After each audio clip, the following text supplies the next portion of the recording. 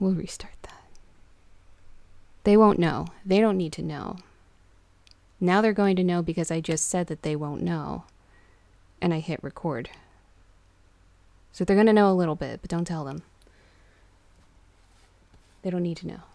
This is for later. This is for another crowd. You guys will know. Alright, I did not mark this book, but Dracula is the first story, which I'll hold up the book again for you guys. Oh no. Got eyeliner on it. That's okay. It's paperback. So we're pretty much reading in order. We already read Carmilla, so that's done. We don't have to reread that. It's a fun time. Everything will get uploaded to YouTube so long as the video is usable.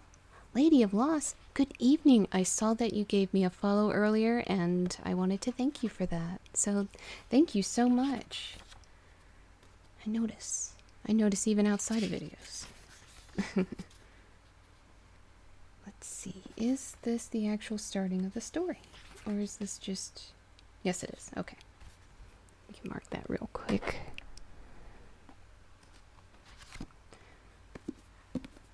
So basically, on some nights of the week, since you're new here, and anybody else that might be new here,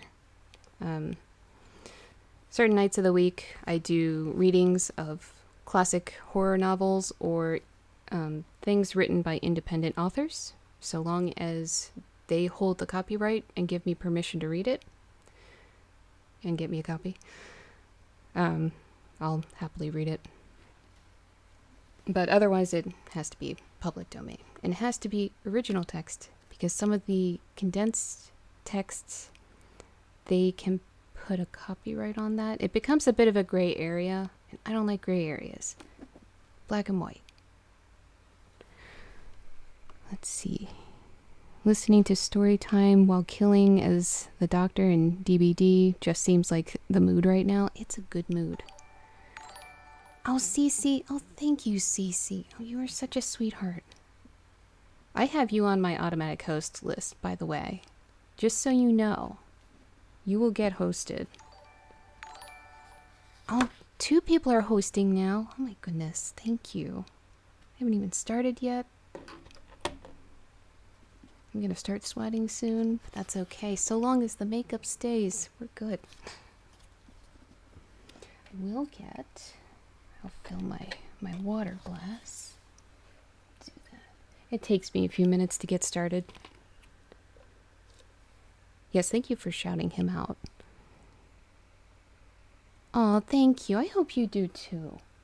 I don't know if you have streamed in the past few days. I haven't seen it up, but I also haven't checked online until about 6 p.m. because I'm moving furniture all day and not sleeping. But trying to sleep stubbornly never works. Never works.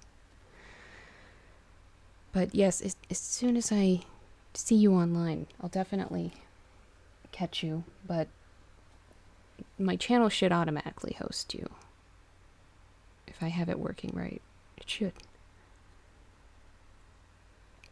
Okay, maybe my voice will be good today. We'll see. Also, sometime this week, I think this week, I'm going to do a 12-hour stream. We'll play some Stick of Truth. We can chat for a while. We can play other games as well. Maybe some Animal Crossing. I'll get it all set up. And I will happily play with other people. We can even have Diablo time. Do some Diablo. Play with others as well. So if you want to play one of those games with me, other than Stick of Truth, because that's single player. But if you want to play Diablo with me, PC or Switch, I have both versions. Or if you want to play Animal Crossing, let me know. I'm going to be devoting some of tomorrow just doing preparations so that I have some art built up and some bells built up so that I can share with people. I do have Minecraft as well on the Switch. No one has played with me yet, and I'm waiting for it because I did heavy research in seeds to find the perfect seeds to play with people. So yeah, if you're interested in that. let me know. Add me as a friend. I will put my friend code in my Discord, which there should be a command for Discord as well. Okay, you'll be on tomorrow? And it's your birthday. Oh. Well, I won't pressure you to stream on your birthday if you don't want to. You should absolutely celebrate that. Oh man, if I were more unpacked, I would happily make you a cake. We'll do a rain check on that when we do Ghostmas, because I think I invited you to that. We'll have cake then. We'll devote part of the cake to you. Let's see. Let's I don't know if anybody did that. Put that out there. So if you're not on my Discord, go ahead and join my Discord. It's water. Somebody's awake. They're not supposed to be awake. Give that a second. Okay. It's still going. At least I didn't start reading yet. It's fun time. So long as I can actually find an apartment. Yeah, I hope you do. That's a little messed up. Oh, that's right. You are making the cake. I'm sorry. I'm so used to having to do all of the baking that I'm not used to other people baking for me. That's new. But I appreciate that. I saw. They're so cute. Unless you sent more. If you sent more, I have to go look at those. After I read. Happily. I'll go to sleep. Well, I'll lay in my bed and pout because I'm not sleeping for about 6 hours. With thoughts of your corgis. Those adorable creatures. So I'm so sorry. I can't think straight. I did not sleep enough. So Bram Stoker's Dracula is what we're going to be reading. This should be the original text. Carmilla was the original text. So everything in this book should be original text. This book was very lovingly given to me as an early birthday present from my friend Layla, also known as Moonshadow. Very, very sweet person. Awesome, awesome person. But Cece is another awesome person. I can't wait to actually see you in person. I'm saying person a lot. But yeah, she's another streamer. She's fun. There's actually a lot of fun streamers in here. Everybody that has come in here tonight does something cool. I love you all. Oh my god, it's so hot. I may not be reading for too long tonight. Alright, Chapter 1. This is Jonathan Harker's journal, kept in shorthand. Little brackets. The 3rd of May. Bistritz. Left Munich at 8:35 p.m. on 1st of May. Arriving at Vienna early next morning. Should have arrived at 6:46, but train was an hour late. Budapest seems to be a wonderful place. From the glimpse which I got of it from the train, the little I could walk through the streets. Oh, thank you. Thank you, Fire and Mischief. Oh my goodness. That makes 27 subscribers now? Or am I at 28? It's hard to tell. It's cut off at the top. It won't let me see it. But thank you so much. I'm still working on the emotes for everything. I didn't realize I had to make more emotes.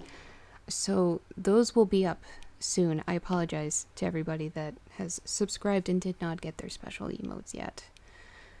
But I appreciate you. And yes, I'm excited to hang out with you, Cece. It'll be a fun time. It'll be a great time. It's good to be local again.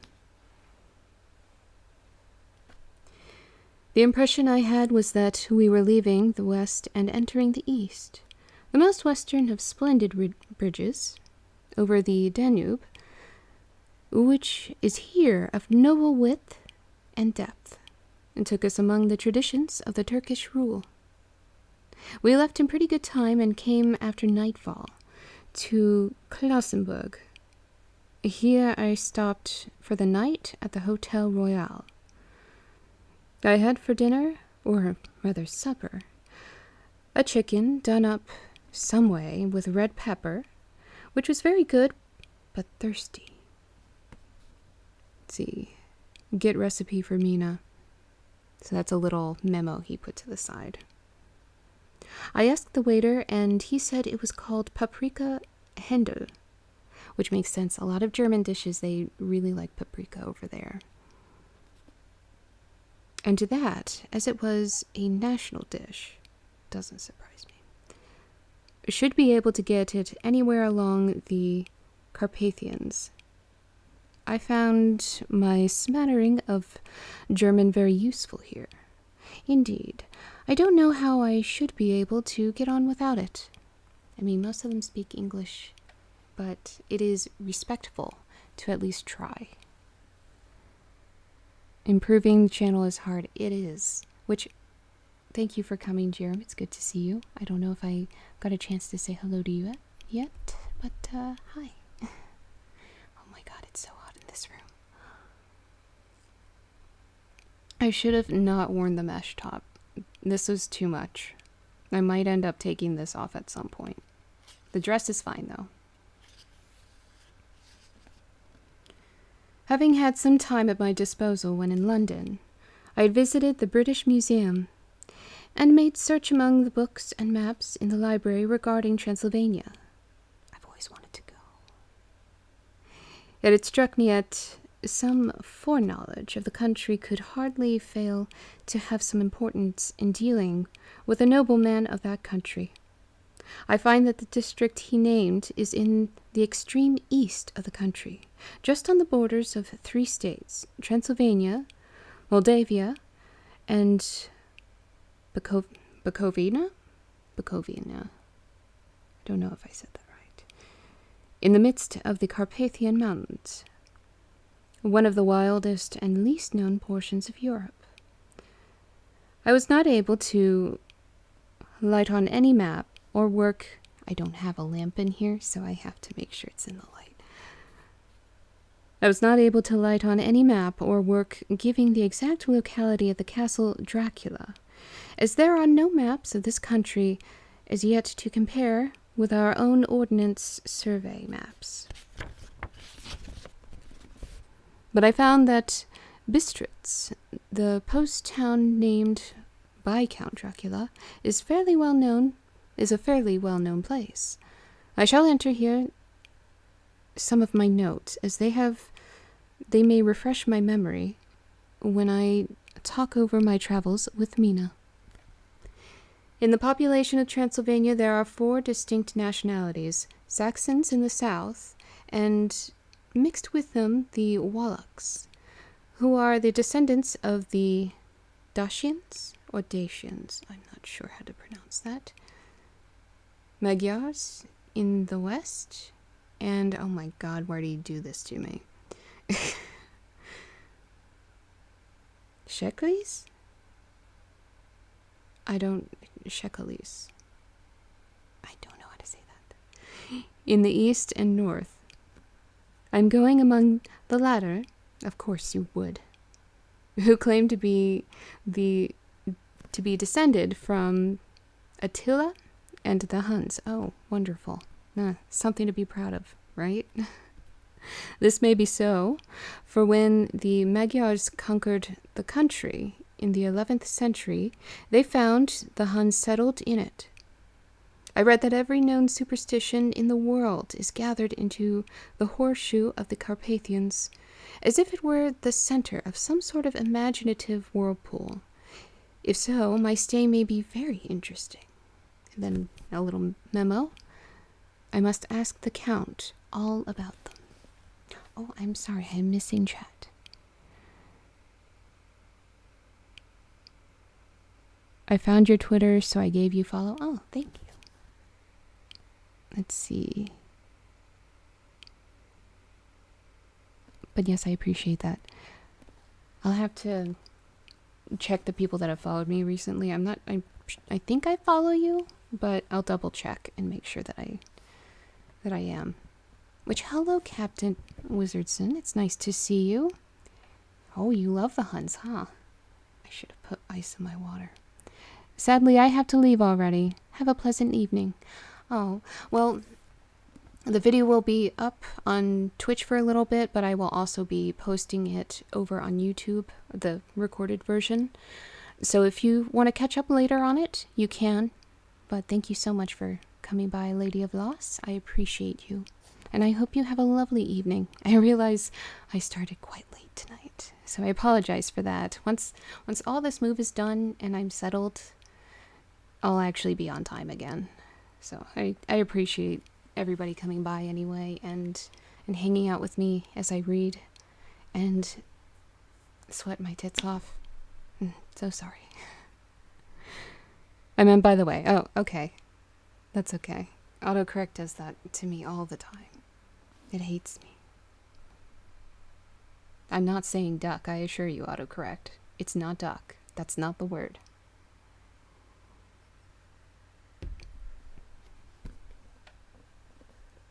I did not sleep well.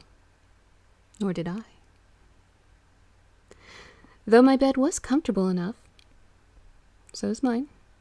For I had all sorts of queer dreams. Again, I can relate.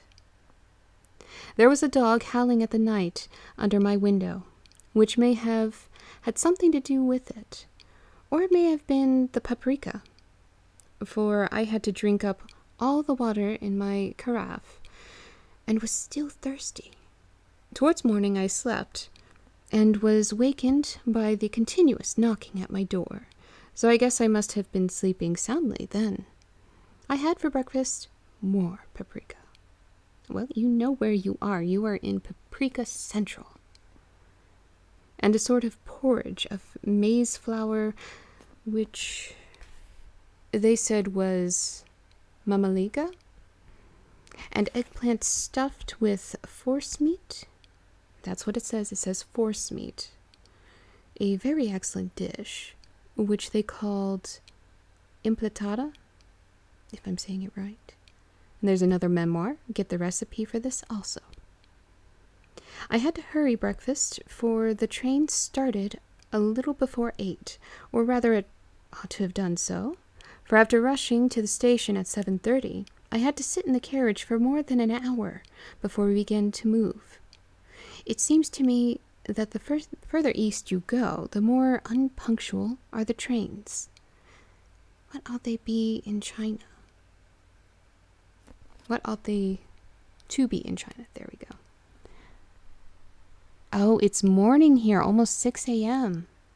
Oh, well, I'm sorry to keep you up, but thank you so much for coming by. You've got to get some sleep. That's late.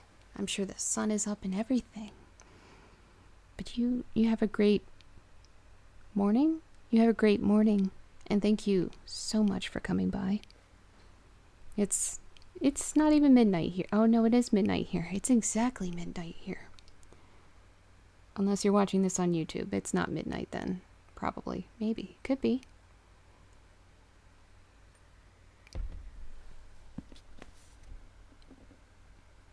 All day long we seemed to dawdle through a country which was full of beauty of every kind. Sometimes we saw little towns or castles on the top of steep hills, such as we see in old missals. Sometimes we ran by rivers and streams which seemed, from the wide stony margin on each side of them, to be subject to great floods. It takes a lot of water, and running strong, to sweep the outside edge of a river clear. At every station there were groups of people, sometimes crowds, and all sorts of attire. Some of them were just like the peasants at home, or those I saw coming through France and Germany, with short jackets and round hats and homemade trousers, but others were very picturesque. The women looked pretty, except when you got near them. Oh, that's not nice. But they were very clumsy about the waist. Well,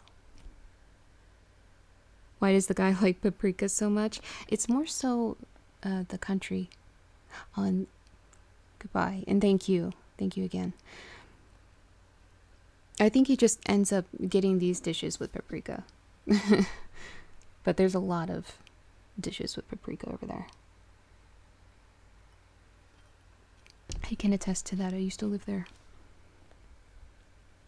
And I grew up cooking those kind of dishes. And always paprika. Always. They had full white sleeves of some kind or other, and the dresses in a ballet. But of course, there were petticoats under them. The strangest figures we saw there were the Slovaks, who were more barbarian than the rest, with their big cowboy hats and great baggy, dirty white trousers. So that's why you don't wear white. The dirt shows. White linen shirts and enormous, heavy leather belts, nearly a foot wide. Might as well be a cincher at that point. All studded over with brass nails. They wore high boots, with their trousers tucked into them, and had long black hair and heavy black mustaches. They were very picturesque, but do not look prepossessing. My goodness. I'm having a hell of a night, you guys. And thank you for sticking around. On the stage, they would be set at once as some old, no, don't make me say that, Asian band. I know some people find it offensive to say the other word. It's not a curse word or anything like that. It's just, I know some people don't like it. So I prefer not to say it. Band of brigands. They are, however, I am told, very harmless and rather wanting in natural self-assertion. It was on the dark side of twilight when we got to Bistritz, which is a very interesting old place, being practically on the frontier, for the Borgo Pass leads from it to Bukovina. It has a very stormy existence, and it certainly shows marks of it. 50 years ago, a series of great fires took place, which made terrible havoc on 5 separate occasions. At the very beginning of the 17th century, it underwent a siege of 3 weeks and lost 13,000 people. Oh my. The casualties of war proper being assisted by famine and disease. Count Dracula had directed me to go to the Golden Crone Hotel, which I found, to my great delight, to be thoroughly old-fashioned. For of course, I wanted to see all I could of the ways of the country. I was evidently expected, for when I got near the door, I was faced with a cheery-looking elderly woman in the usual peasant dress, white undergarment with long double apron, front and back, of colored stuff fitting almost too tight for modesty. My. When I came close, she bowed and said, "The air gentleman, or Englishman?" "Yes," I said, "Jonathan Harker." Another John. Lots of Johns. She smiled and gave some message to an elderly man in the white shirt sleeves, who had followed her to the door. He went, but immediately returned with a letter. "My friend, welcome to the Carpathians. I am anxiously expecting you. Sleep well tonight. At 3 tomorrow, the diligence will start for the Bukovina, a place, and it is kept for you. At the Borgo Pass, my carriage will await you and will bring you to me. I trust that your journey from London has been a happy one, and that you will enjoy your stay at my beautiful land. Your friend, Dracula." Imagine having a friend with such a strong name.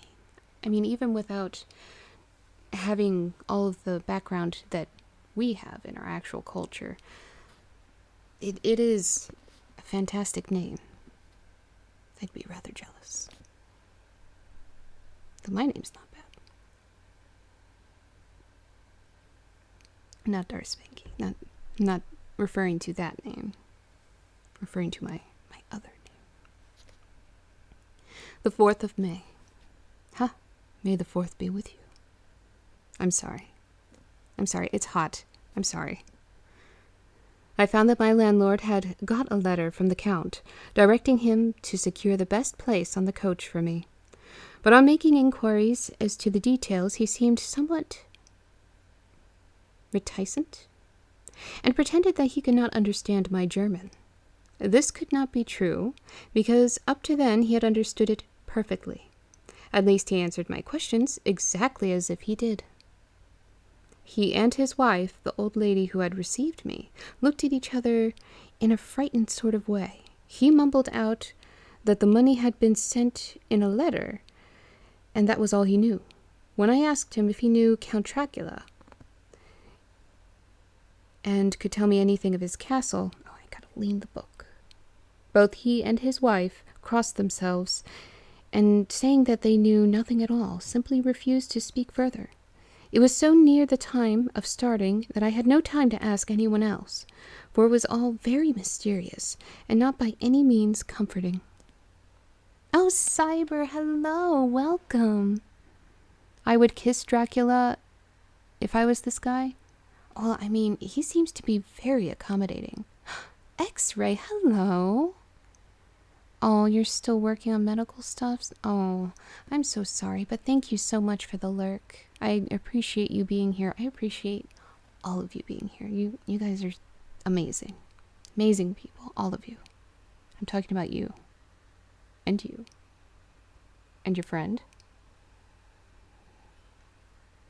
Thank you.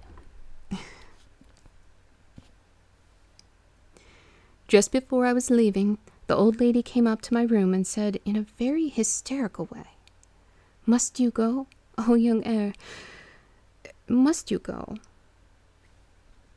She was in such an excited state that she seemed to have lost her grip of what German she knew, and mixed it all up with some other language which I did not know at all. I was just able to follow her by asking many questions. When I told her that I must go at once, and that... What did I get on my book? Oh, that's water. And that I was engaged on important business, she asked again, "Do you know what day it is?" I answered that it was the 4th of May. She shook her head as she said again, "It is the day of Star Wars. Do you not know?" "Oh yes, I know that. But do you know what day it is?" On my saying that I did not understand, she went on, "It is the eve of St. George's Day. Do you not know that tonight, when the clock strikes midnight, all of the evil things in the world will have full sway? Do you know where you are going and what you are going to?"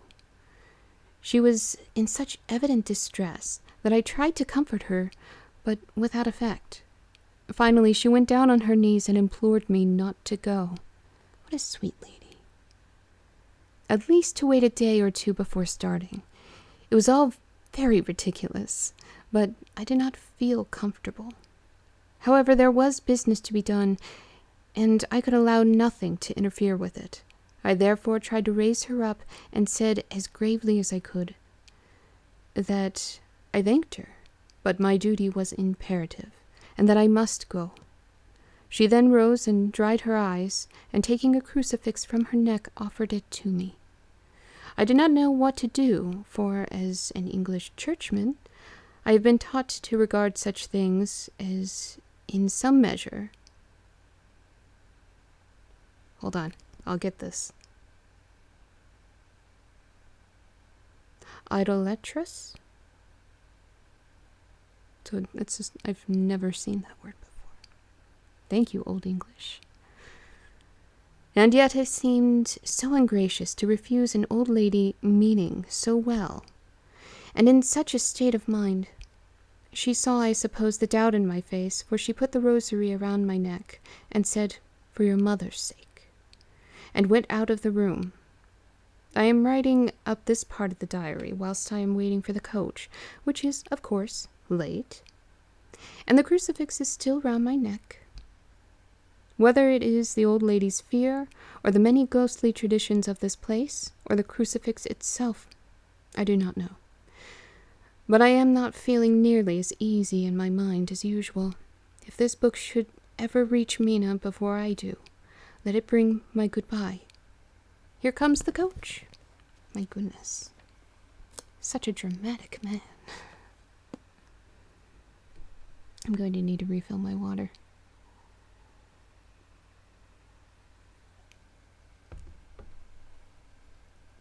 The 5th of May. The castle. The gray of the morning has passed, and the sun is high over the distant horizon, which seems jagged, whether with trees or hills, I know not, for it is so far off that big things and little are mixed. I am not sleepy, and I am not to be called till I awake. Naturally, I write till sleep comes. There are many odd things to put down, and lest who reads them I may fancy that I dined too well before I left Bistritz. Let me put down my dinner exactly. I dined on... My goodness, this guy's obsessed with food. I dined on what they called rubber steak. Bits of bacon, onion, and beef, seasoned with red pepper, and strung on sticks, and roasted over the fire in the simple style of London's cat meat. The wine was golden Mediasch,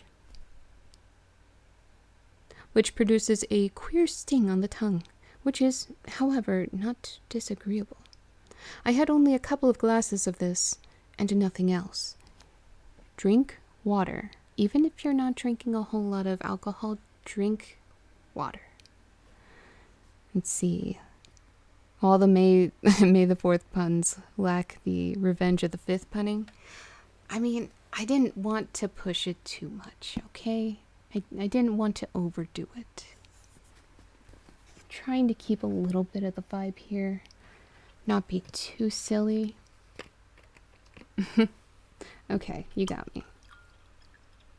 I should have done it anyway. Just trying to be respectful. I'm sorry. I'm a failure as a streamer. No, it's fine.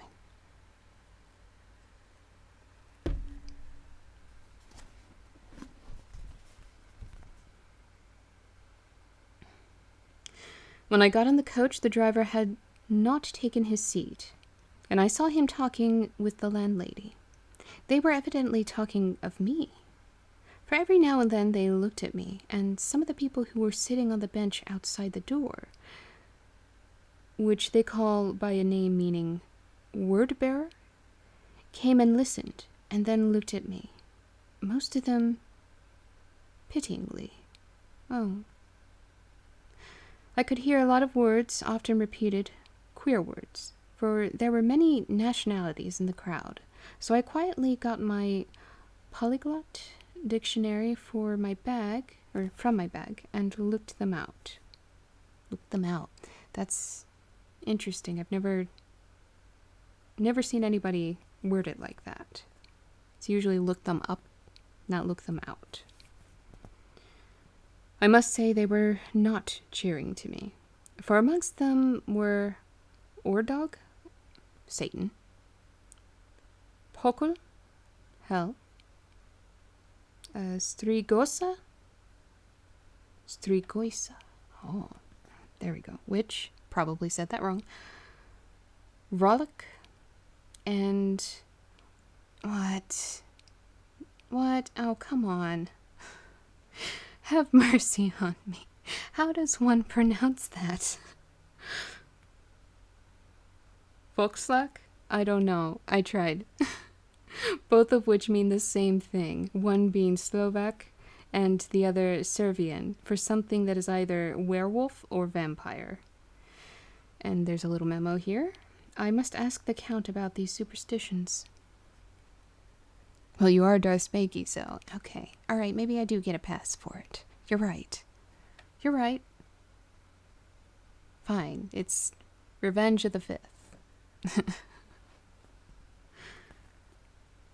And he seems to be having a rough day, so I guess it's pretty fitting. The poor guy. Other than the food, he seems to be having really good food, though. I'm rather jealous. When we started, the crowd round the inn door, which had by this time swelled to a considerable size, all made the sign of the cross and pointed 2 fingers towards me. With some difficulty, I got a fellow passenger to tell me what they meant. He would not answer at first, but on learning that I was English, he explained that it was a charm, or guard against the evil eye.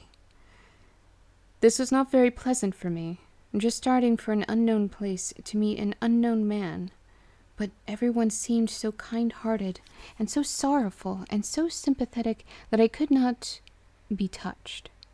I shall never forget the last glimpse which I had of the inn yard, and its crowd of picturesque figures, all crossing themselves, as they stood round the wide archway, with its background of rich foliage, of oleander and orange trees, in green tubs, or tubs, clustered in the center of the yard. Then our driver, whose wide linen drawers covered the whole front of the box seat, Gatza, they called them, cracked his big whip over his 4 small horses, which ran abreast, and we set off on our journey. Oh, thank you. Oh, it's so nice to see you, by the way. Gutless Gore is another streamer on here. He does a bunch of games. I'm sorry if you just saw my knee. Yeah, I'm not wearing the thigh highs today. We're not doing that in this heat. Sorry to ruin the outfit, but it's too hot. But welcome and thank you. Thank you. You are so sweet. Hi. Hello. It's so good to see you. I'm so glad you're here. We are reading a bit of Dracula in this really hot room. That's why my voice is cracking so much. Oh, don't be sorry. Don't ever be sorry. My reads are relaxed. So always feel free to chat. Chat with the people here, chat with me. That's fine. There's no problem with that. That's half the fun of these reads, is being able to make comments, to chat with people, and, I don't know, just have a good time. If I don't read for a couple minutes, that's okay. Oh, you're Canadian, you have to apologize. Oh, okay. But you don't have to. I'm telling you. You don't have to, because you have done nothing wrong. You have done exactly what is meant to be done in this stream. So no need. You are perfectly fine.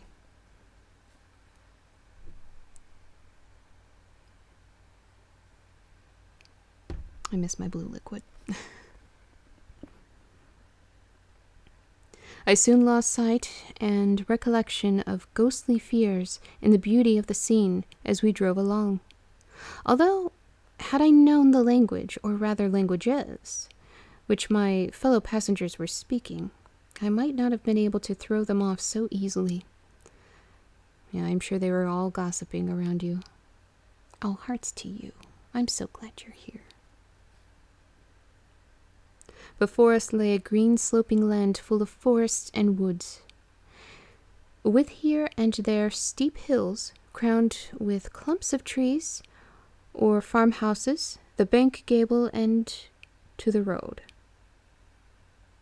Oh, blank gable end to the road. That's still a weird sentence. There was everywhere a bewildering mass of fruit blossom, apple, plum, pear, cherry, and as we drove, I could see the green grass under the trees spangled with the fallen petals. That sounds so pretty. I've always wanted to have a yard with lots of fruit trees. I've always wanted apple trees and cherry trees especially, and just bunch of fruit trees and bushes. But I have not really been in a place long enough to plant any of them, or at least see them grow. I'll plant them, but I'll never see them again.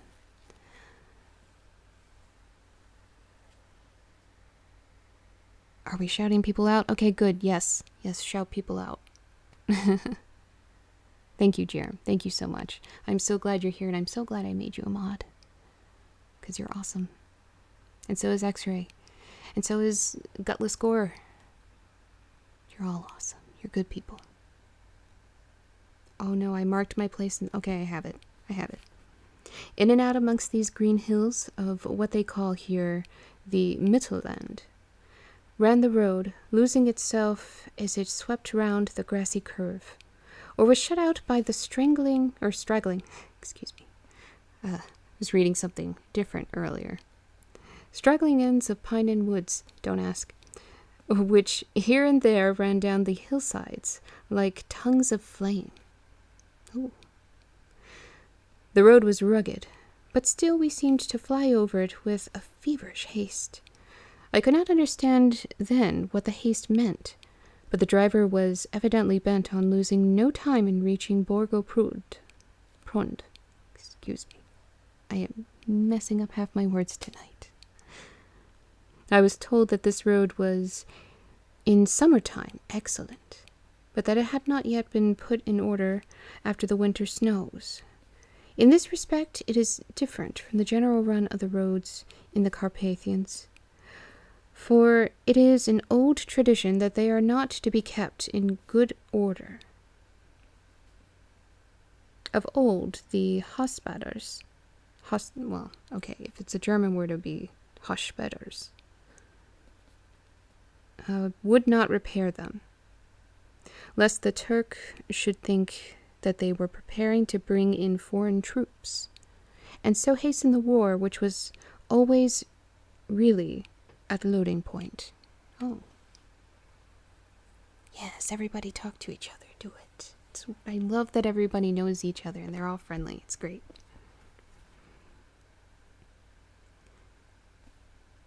Beyond the green swelling hills of the Mittelland rose mighty slopes of the forest up to the lofty steeps of the Carpathians themselves.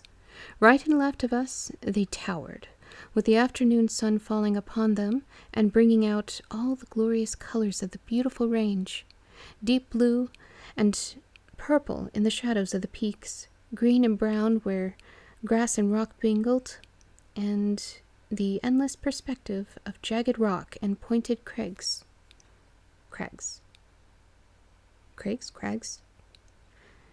till these were themselves lost in the distance, where the snowy peaks rose grandly. Here and there seemed mighty rifts of the mountains, through which, as the sun began to sink, we saw now and again the white gleam of falling water.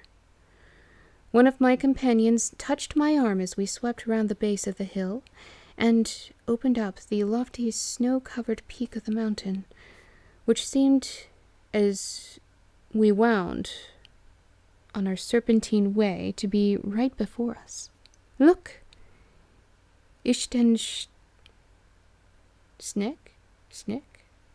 Sick. I don't know. I don't know that language, so I can't really read it. It's God's seat. That's what it translates to. He crossed himself reverently.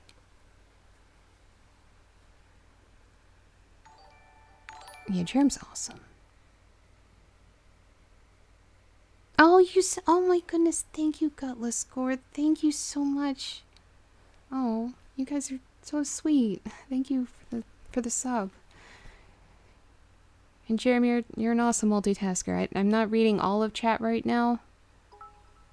A choo-choo. Oh no. Are we doing another choo-choo today? You guys are amazing. You're gonna make me cry, aren't you? You want to make me cry every stream, don't you?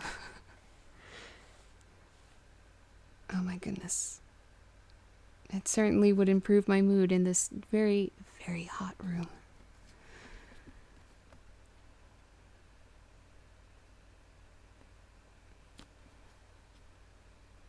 Oh, you guys are so sweet. Oh no.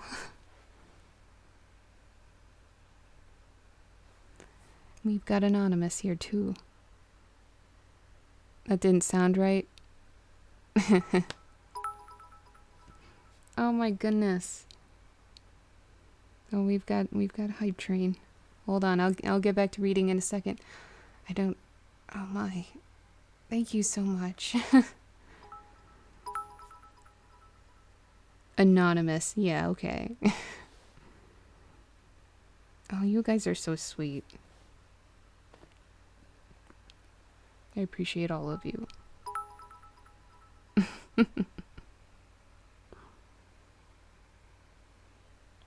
Thank you. Thank you, thank you. I will attempt to read. As we wound our... Oh, man. Okay. I'm sorry, I'm a little distracted. As we wound on our endless way, the sun sank lower and lower behind us. Thank you. The shadows of the evening began to creep round us.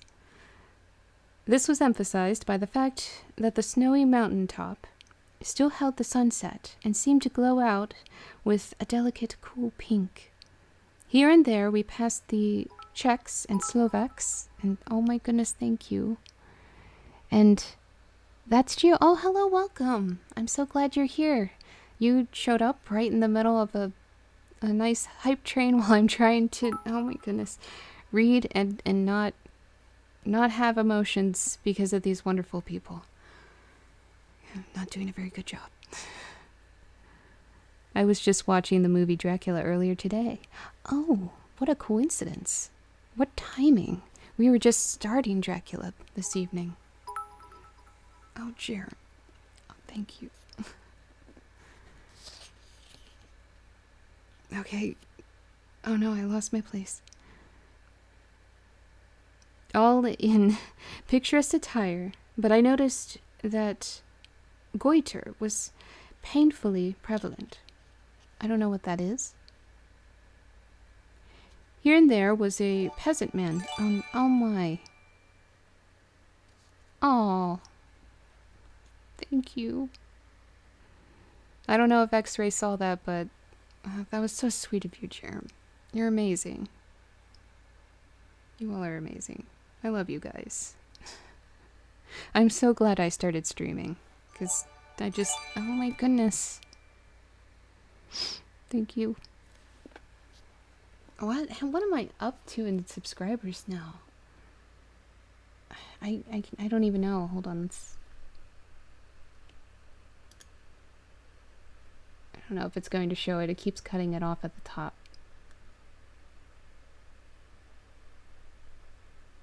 Show me. Okay, we're at 28. Oh my goodness. I'm at 28? Oh, thank you guys. Thank you so much. Oh, it's so sweet. I forgot my spot. I lost it. By the roadside there were many crosses, and as we swept by, and now I'm getting texts again. Who's texting me? Oh, I love the both of you. I love all of you here. You're amazing people. Even the ones that aren't participating in chat, I'm very glad you're here. If you're nervous on whether you can speak to me or not, you absolutely can. I'm a nice lady, or at least I try to be. And all of the people here, oh my goodness, Cece. Thank you. All of the, as you can see, all the people here are really sweet. They're all amazing and supportive, and I love them. And who's texting me while I'm trying to... Okay, he doesn't know. He doesn't know. That's fine.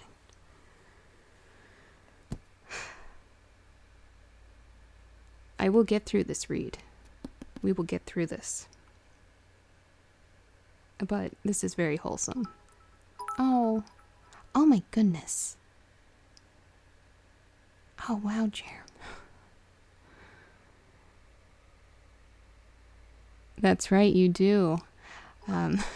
It was when I was slightly less nice.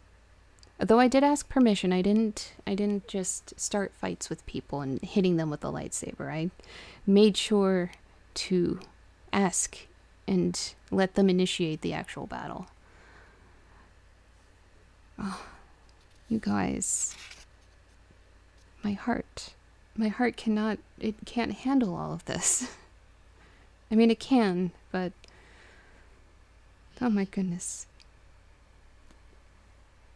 Why is everybody texting me now? My goodness. I'm getting all the love tonight. Thank you. I'm sorry to the people that are watching this on YouTube. But it's very sweet. Be like, may I punch you in the face? Absolutely. That's close to about what I said. Was, may I whack you with this lightsaber? Or would you like to whack me with your lightsaber? Something along those lines. Let's hit each other for fun. Okay, now you got me both curious yet hesitant to know about the Darth origins. Okay. Again, I'm sorry for the people that are just here for the read. We'll do a quick story time for my name, Darth Spanky, which Gutless Gore has already heard, because I shared with it in his stream that he did. I love hype, in case you didn't know. Oh, it's so sweet. I wish I had more emotes made for you guys. I'll definitely be working on that as soon as possible. Let's see, Spade 13. Lightsaber whacking? Where do I sign up? You want to do lightsaber whacking?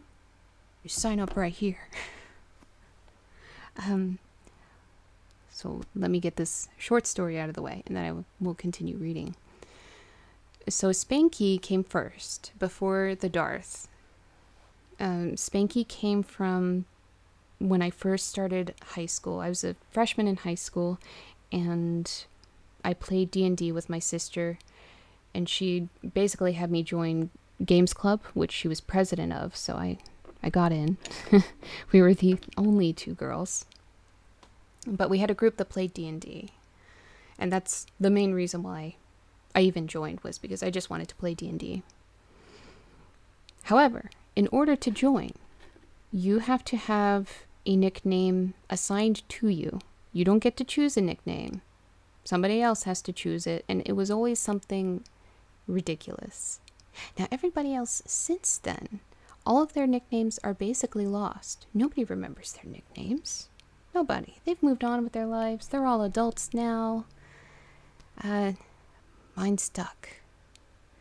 My now brother-in-law decided that it would be a great idea to name the goth chick Spanky after Little Rascals. He had innocent intentions, but unfortunately, Spanky grew up to be a fetish model. So, I think he set my future with that. He did that. I blame it fully on him. But it spread like wildfire around the school to other schools. I would go to the mall, and strangers that I didn't know would come up to me and ask, "Are you Spanky?" And I don't even know if I responded. Usually I would just run away at that point. My nickname is my name. I go by more than my real name. Exactly. Your nickname is your name. You choose your name. But no one knew my real name. Not one person knew my real name. They only knew me as Spanky at that point. For the longest time, people only knew me as Spanky. Now, later that same school year, the third Star Wars movie was coming out. And unfortunately, it wasn't the best one. But anyway, it was still a fun time. What I decided to do for that entire week was dress up as a Sith Lord, and I had duels with people with my lightsaber. And even when we got to the theater, and there was a long line of people having to wait outside the actual theater, and everybody was bored, my friend and I dueled with lightsabers. So I ended up getting the nickname of, they added Darth to my nickname. And then that spread like wildfire. And more people, I accidentally got really popular for being a fucking nerd and for being goth at the same time. It was fun, but it got creepy sometimes. But that's basically the story. I just did a bunch of nerd shit, and then I couldn't escape the names, even if I tried. I tried escaping Spanky, but too many people knew it. And it's really hard to not blend in with the crowd when you have bright purple hair. Doesn't happen. Doesn't work. But I just embraced it after a while. I figured, I guess I'm not going to get a really cool, graceful goth name. I'm just going to have to stick with this. Just embrace what I have. Let it be ridiculous. And then do really serious work. Like, I get really into my visual work. Because my name is silly. Oh, you love that story? I'm glad you love that story. It's not a very long story, but it is my story. So, there you go. That's where Darth Spanky came from. You can blame my brother-in-law for Spanky. And now I will try to find my place again. I might have to reread a sentence or two. See, by the roadside there were many crosses, and as we swept by, my companions all crossed themselves. Here and there was a peasant man or woman kneeling before a shrine, who did not even turn around as we approached, but seemed in the self-surrender of devotion to have neither eyes nor ears for the outer world.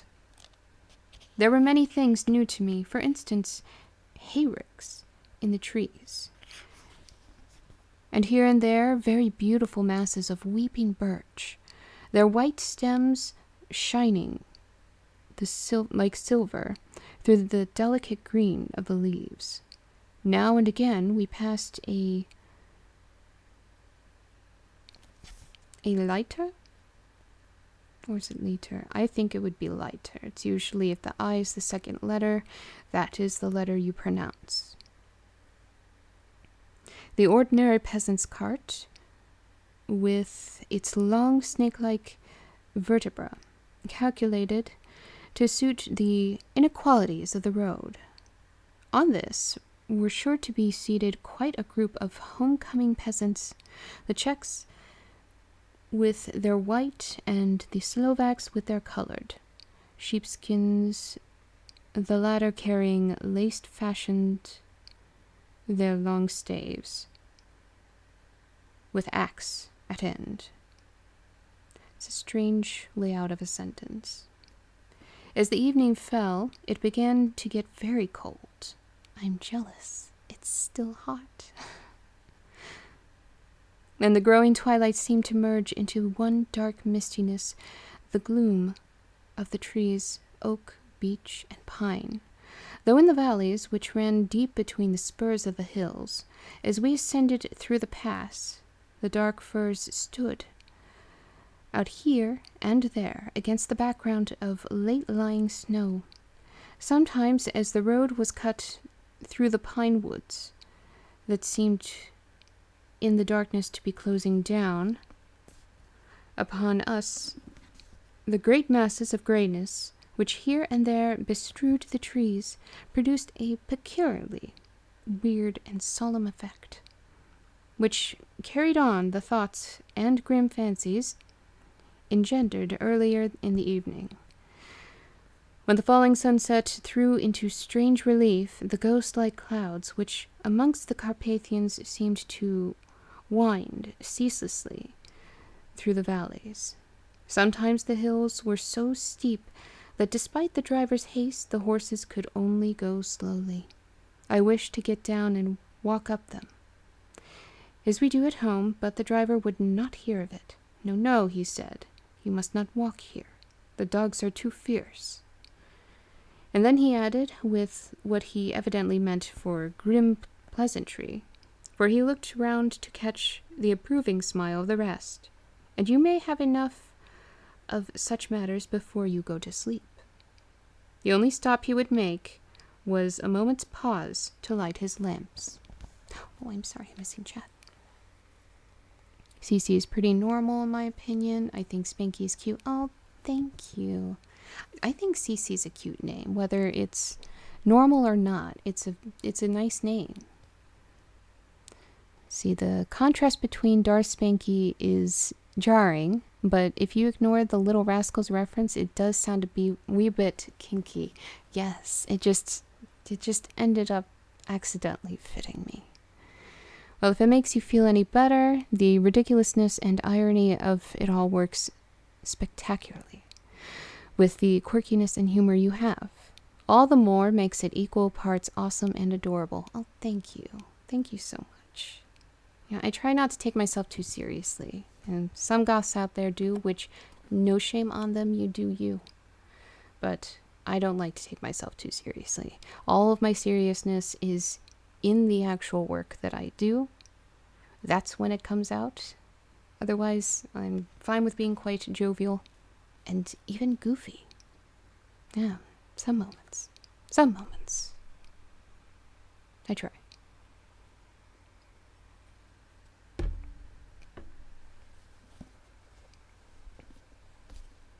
When it grew dark, there seemed to be some excitement amongst the passengers. Excuse me. And they kept speaking to him, one after the other, as though urging him to further speed. He lashed the horses unmercifully, with his long whip, and with wild cries of encouragement urged them on to further exertions. Those poor things. When through the darkness I could see a sort of patch of gray light ahead of us, as though there were a cleft in the hills, the excitement of the passengers grew greater. The crazy coach rocked on its great leather springs and swayed like a boat tossed in a stormy sea. I had to hold on. The road grew more level, and we appeared to fly along. Then the mountains seemed to come nearer to us on each side, and to frown down upon us. We were entering on the Borgo Pass. One by one, several of the passengers offered me gifts, which they pressed upon me with an earnestness which would take no denial. These were certainly of an odd and varied kind, but each was given in simple good faith, with a kindly word and a blessing, and that strange mixture of fear-meaning movements which I had seen outside the hotel in Bistritz. The sign of the cross in the guard against the evil eye. Then, as we flew along, the driver leaned forward, and on each side the passengers, craning over the edge of the coach, peered eagerly into the darkness. It was evident that something very exciting was either happening or expected. But though I asked each passenger, no one would give me the slightest explanation. This state of excitement kept on for some little time, and at last we saw before us the pass opening out on the eastern side. There were dark, rolling clouds overhead, and in the air the heavy, oppressive sense of the thunder. It seemed as though the mountain range had separated two atmospheres, and that now we had got into the thunderous one. Oh no. Actually, oh yes. I love thunder. I was now myself looking out for the conveyance, which was to take me to the Count. Each moment I expected to see the glare of the lamps through the blackness, but all was dark. The only light was the flickering rays of our own lamps, in which the steam from our hard-driven horses rose in a white cloud. Oh, those poor babies. Poor babies. We could see now the sandy road lying white before us, but there was on it no sign of a vehicle. The passengers drew back with a sigh of gladness, which seemed to mock my own disappointment. I was already thinking that I had best do when the driver, looking at his watch, said to the others something which I could hardly hear. It was spoken so quietly and so low a tone. I thought it was an hour less than the time. Who keeps texting me? You stop that. Stop that. Stop it. Good thing I have my phone on silent. Otherwise you would be hearing a small item pickup from Zelda. Constantly. Then turning to me, he said in German worse than my own. Excuse me. There is no carriage here. The heir is not expected after all. He will now come on to Bukovina and return tomorrow or the next day. Better the next day. Whilst he was speaking, the horses began to neigh and snort and plunge wildly, so that the driver had to hold them up. Then, amongst the chorus of screams from the peasants and a universal crossing of themselves, a caleche with, I don't know what that is, with 4 horses drove up behind us, overtook us, and drew up beside the coach. I could see from the flash of our lamps, as the rays fell on them, that the horses were coal-black and splendid animals. They were driven by a tall man with a long brown beard and a great black hat, which seemed to hide his face from us. I could only see the gleam of a pair of very bright eyes, which seemed red in the lamplight. As he turned to us, he said to the driver, "You are early tonight, my friend," the man stammered in reply. "The English heir was in a hurry," to which the stranger replied, "That is why I suppose you wished him to go to Bukovina? You cannot deceive me, my friend. I know too much, and my horses are swift." As he spoke, he smiled, and the lamplight fell on a hard-looking mouth, with very red lips and sharp-looking teeth, as white as ivory. One of my companions whispered to another the line from Burger's Lenore: "Den die Toten reiten schnell," for the dead travel fast. The strange driver evidently heard the words, for he looked up with a gleaming smile. The passenger turned his face away, at the same time putting out his 2 fingers and crossing himself. "Give me the heir's luggage. And the driver, with exceeding alacrity, my bags were handed out and put in the caleche. Again, I don't know if I'm saying that right. Then I descended from the side of the coach, as they just keep saying it. As the carriage, that's what it is. It's a carriage. Was close alongside, the driver helping me with a hand which caught my arm in a grip of steel. His strength must have been prodigious?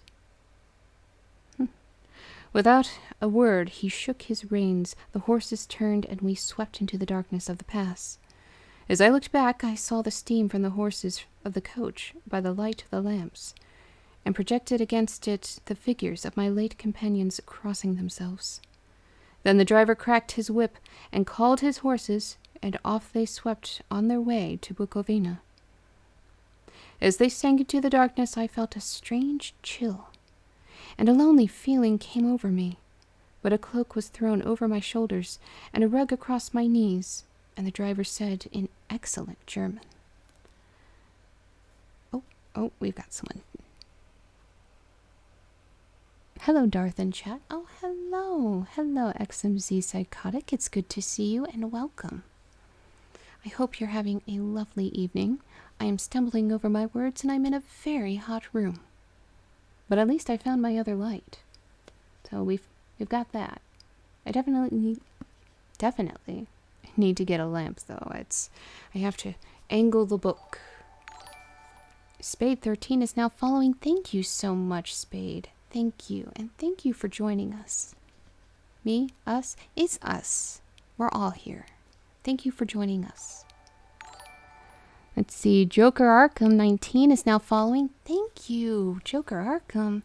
I take it you're a Batman fan, and I appreciate that. Actually, I feel like I should mention this now before I continue reading. I will be doing some gaming streams dressed as Catwoman in the future.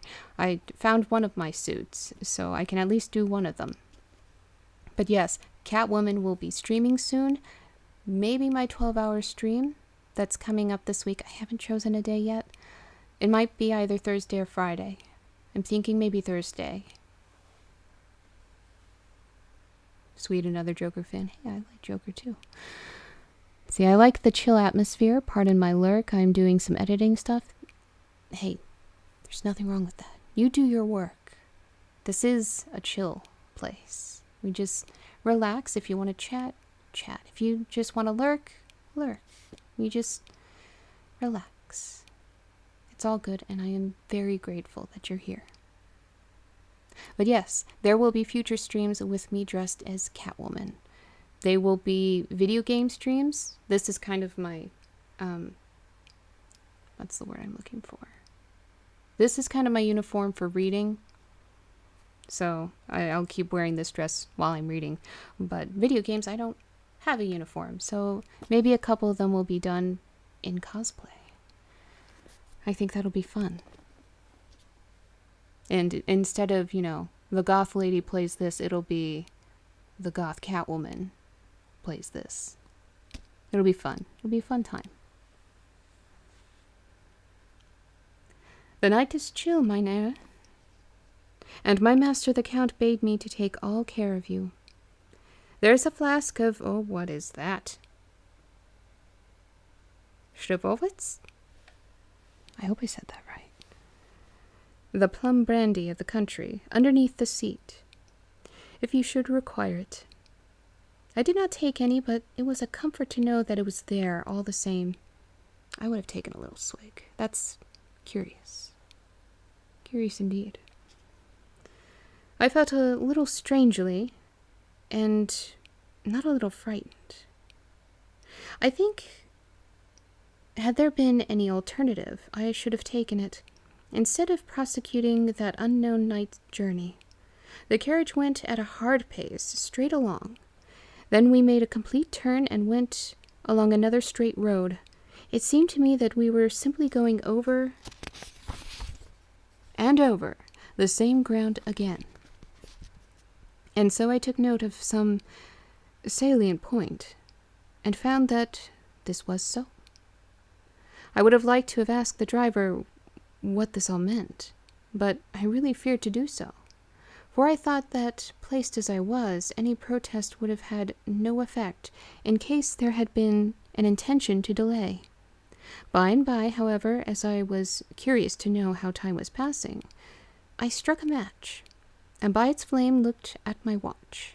It was within a few minutes of midnight. This gave me a sort of shock, for I supposed the general superstition about midnight was increased by my recent experiences. I waited with a sick feeling of suspense. Excuse me. See, kind of fitting. I'm actually doing some tie prepping for my Joker suits. Oh, nice. That's exciting. Yes. Oh, I should also announce this since, or maybe I should wait till I am actually dressed as Catwoman. We'll wait. We'll save it for the next stream. I will dress as Catwoman in the next stream. Hopefully my cowl did not get damaged in the move. But I do have some announcements to make that involve providing dates. So I think it'll be exciting. It's exciting for me at least. But Catwoman is making a return.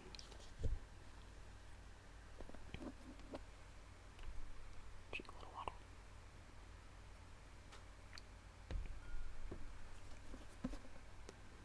Then a dog began to howl somewhere in the farmhouse far down the road. A long, agonized wailing, as if from fear. The sound was taken up by another dog, and then another, and another, till borne on the wind which now sighed softly through the pass, a wild howling began, which seemed to come from all over the country, as far as the imagination could grasp it through the gloom of the night.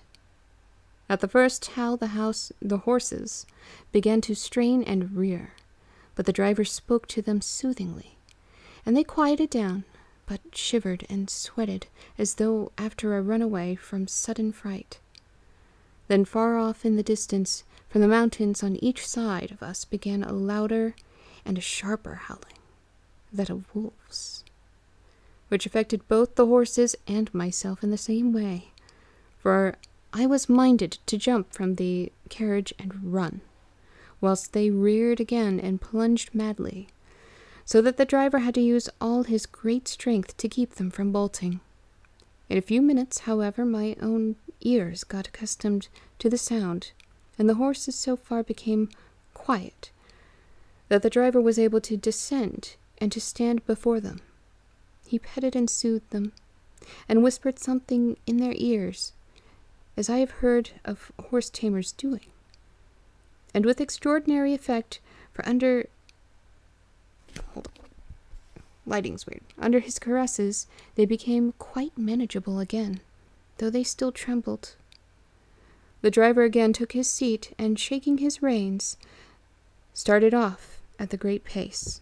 This time, after going to the far side of the pass, he suddenly turned down a narrow roadway, which ran sharply to the right. Such a difference in both of the horse tamers, or coaches. The first one was very violent, and flicking his whip and being angry at the horses. And the second one is whispering sweet nothings in their ears to keep them calm. That's quite a difference. But be kind to your animals. They trust you more that way. I mean, with the cats that I've always had, I sing them lullabies, and they fall asleep in my arms. It's very cute. Complete dead weight liquid cat in my arms. I love it. I miss having a kitty. I miss them all dearly. Soon we were hemmed in with trees, which in places arched right over the roadway, till we passed as through a tunnel, and again great frowning rocks guarded us boldly on either side. And though we were in shelter, we could hear the rising wind, for it moaned and whistled through the rocks, and the branches of the trees crashed together as we swept along. It grew colder and colder still, and fine, powdery snow began to fall, so that soon we and all around us were covered with a white blanket. The keen wind still carried the howling of the dogs, though this grew fainter as we went on our way. The baying of the wolves sounded nearer and nearer, as though they were closing round on us from every side. I grew dreadfully afraid, and the horses shared my fear. The driver, however, was not in the least disturbed. He kept turning his head to the left and right, but I could not see anything through the darkness. Suddenly, away on our left, I saw a faint flickering blue flame. The driver saw it at the same moment. He had at once checked the horses, and, jumping to the ground, disappeared into the darkness. I did not know what to do. The less as the howling of the wolves grew closer. But while I wandered, the driver suddenly appeared again, and without a word took his seat, and we resumed our journey. I think I must have fallen asleep and kept dreaming of the incident, for it seemed to be repeated endlessly. And now looking back, it is like a sort of awful nightmare. Once the flame appeared so near the road that even in the darkness around us I could watch the driver's motions. He went rapidly to where the blue flame arose. It must have been very faint, for it did not seem to illuminate the place around it at all, and gathering a few stones formed them into some device. Once there appeared a strange optical effect. When he stood between me and the flame, he did not obstruct it, for I could see its ghostly flicker all the same. This startled me, but as the effect was only momentary, I took it that my eyes deceived me, straining through the darkness. Then for a time there were no blue flames, and we sped onwards through the gloom, with the howling of the wolves around us, as though they were following a moving circle. At last there came a time when the driver went further afield than he had yet gone, and during his absence the horses began to tremble worse than ever, and to snort and scream with fright. I could not see any cause for it, for the howling of the wolves had ceased altogether. But just then the moon, sailing through the black clouds, appeared behind the jagged crest of a beetling, pine-clad rock, and by its light I saw around us a ring of wolves, with white teeth and lolling red tongues, with long, sinewy limbs and shaggy hair. They were 100 times more terrible in the grim silence which held them than even when they howled. That was a weird sentence. For myself, I felt a sort of paralysis of fear. It is only when a man feels himself face to face with such horrors that he can understand their true import. All at once the wolves began to howl as though the moonlight had had some peculiar effect on them. The horses jumped about and reared, and looked helplessly round with eyes that rolled in a way painful to see. But the living ring of terror encompassed them on every side, and they had perforce to remain within it. I called to the coachman to come, for it seemed to me that our only chance was to try and break out through the ring, and to aid his approach. I shouted and beat the side of the carriage, hoping by the noise to scare the wolves from that side, so as to give him a chance of reaching the trap. How he came there, I know not, but I heard his voice raised in a tone of imperious command, and looking towards the sound, saw him stand in the roadway. As he swept his long arms as though brushing aside some impalpable obstacle, the wolves fell back, and back further still. Just then a heavy cloud passed through the face of the moon, so that we were again in darkness.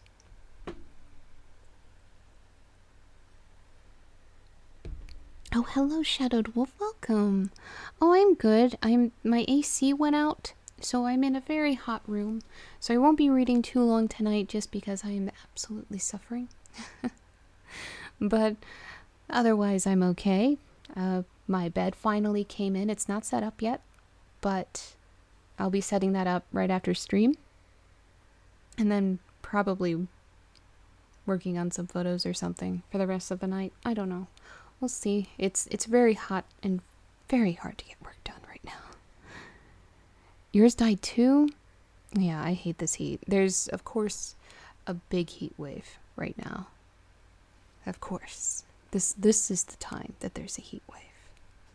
And I'm in the coldest part of the house. It's still hot. I'll probably jump in the shower again. When I could see again, the driver was climbing into the carriage. The wolves had disappeared. This was all so strange and uncanny that a dreadful fear came upon me, and I was afraid to speak or move. The time seemed interminable. As we swept on our way, now in almost complete darkness, for the rolling clouds obscured the moon, we kept on ascending, with occasional periods of quick descent, but in the main always ascending. Suddenly I became conscious of the fact that the driver was in the act of pulling up the horses in the courtyard of a vast ruined castle, from whose tall black windows came no ray of light, and whose broken battlements showed a jagged line against the moonlit sky.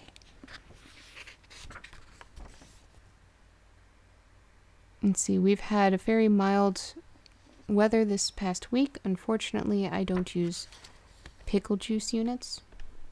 It's been about 26 to 28 C all week.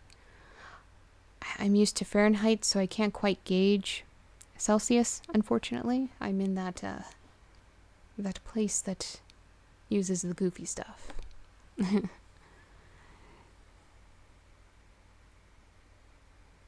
is the frozen tundra of Russia. It hit 48 C. Oh my.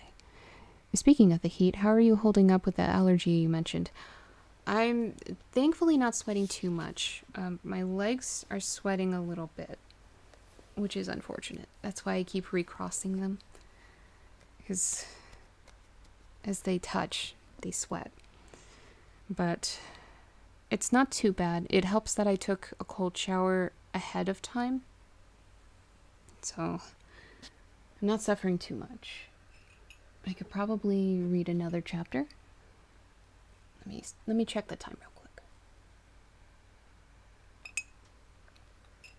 We shall check the time. Yeah, we've got time. This is nothing. So chapter 2. So this is continuing with Jonathan Harker's journal. And still the 5th of May. So yes, Revenge of the 5th.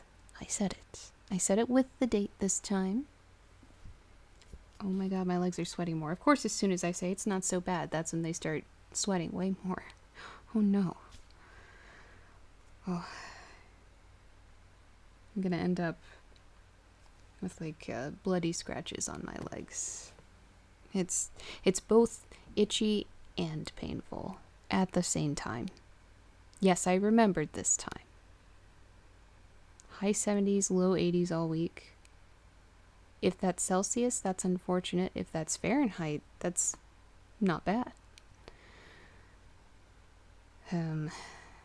It's going by Fahrenheit. It was 96 degrees today. Terrible. Terrible time. See, that's Geo. How hot is it where you live? Where am I from? I am on the east coast of the US. I'm in PA. So I'm reading a book that has to do with Transylvania, but I'm in Pennsylvania, and unfortunately, it's not nearly as cool. Unfortunately. Fahrenheit is scaled based on a brine solution, whereas Celsius is scaled based on water. Okay. That makes sense. Well, at least more sense than it did when you just said pickle juice. This gives a little bit of context. I'm going to pour some more water in my glass.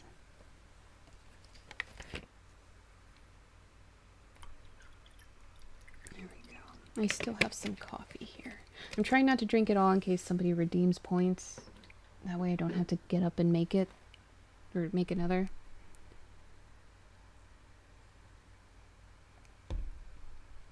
Nobody has to redeem a hydration, though. I'm already doing that. Okay. So 5th of May. I must have been asleep for certainly. If I had been fully awake, I must have noticed the approach of such a remarkable place. In the gloom of the courtyard looked of considerable size, and as several dark ways led from it under great round arches, it perhaps seemed bigger than it really is. I have not yet been able to see it by daylight. When the carriage stopped, the driver jumped down and held out his hand to assist me to alight. Again, I could not but notice his prodigious strength. His hand actually seemed like a steel vise that could have crushed mine if he had chosen. Then he took out my traps and placed them on the ground beside me as I stood close to the great door, old and studded with large iron nails and set in a projecting doorway of massive stone. I could see, even in the dim light, that the stone was massively carved, but that the carving had been much worn by time and weather. As I stood, the driver jumped again into his seat and shook the reins. The horses started forward, and trap and all disappeared down one of the dark openings. I stood in silence where I was, for I did not know what to do. Of bell or knocker there was no sign. Through these frowning walls, and dark window openings was not likely that my voice could penetrate. The time I waited seemed endless, and I felt doubts and fears crowding upon me. I understand this anxiety so much. I've been in that before. It's not fun. Greet your guests. That's why texting is so great. Somebody can just text me that they're here, or I can text them that I'm here, and you get greeted. It's great. Hey Darth, I can help you with some stream stuff we talked about last night after July 11th. Okay, we can talk about that some more. It's not so much that I can't design the stuff, it's more so the time. My time, I don't have a whole hell of a lot of time right now. But I'm going to pass out. I have a super busy day tomorrow. I hope you have a wonderful night. Well, thank you so much for coming by. I appreciate you. And I have enjoyed your company. And thank you, Jerem, for giving him a shout out. So yes, and oh, you're lurking. Okay, thank you. Let's see. Blue MFKR, which I'm guessing is the motherfucker is hi. I'm sorry. It's really hot in this room. My brain is not here, but oh, hello. Let's see. Ali the Beast. Hello. Oh, it's a raid. Hi, everybody. Sorry, I popped off my screen before I could read the whole thing. Oh, the raids. Oh, the raids. Oh, my goodness. The Joint Lady. Oh, all the raid. Thank you. Hi, welcome. Petalthorn. Hello. Oh, thank you for the follow, the Joint Lady. Thank you so much. We were just starting the second chapter of Dracula, so you haven't missed too much. Oh, Jay Flowers, thank you. Thank you so much. Oh my goodness. Oh my goodness, I'm at 40 viewers. Wow. Hi everybody. Hank Williams is now following. Thank you. Oh, such good timing. Thank you guys so much. Oh, I love you all. Thank you so much, and thank you so much for the raid. Petalthorn is now following too. Oh, thank you. Thank you, and hi, welcome. And welcome to all the lurkers as well. Oh, that's so nice. That's so nice. So, basically in the story so far, I have to gather myself. This is very exciting for me. All the friends up in here. Yes, all the friends are up in here. And new friends. I love new friends. Wild Cookie is now following. That's a cute name. That's very cute. I love all the cute names here. It's very sweet. Oh, you guys. Oh, thank you. And thank you, Gutless Gourd. Thank you for gifting that sub. That's awesome. That's so awesome. Oh, thank you guys so much. Thank you. I swear I'll get back to reading in a second. A quick. I'm sorry, my words are lost. So what has happened in the story so far, for those who have just showed up, is basically we are reading Jonathan Harker's journal. He's been talking about a lot of food. He's dealing with a lot of paprika in his food, but I think he actually likes it. Oh, thank you, Jerem. Thank you.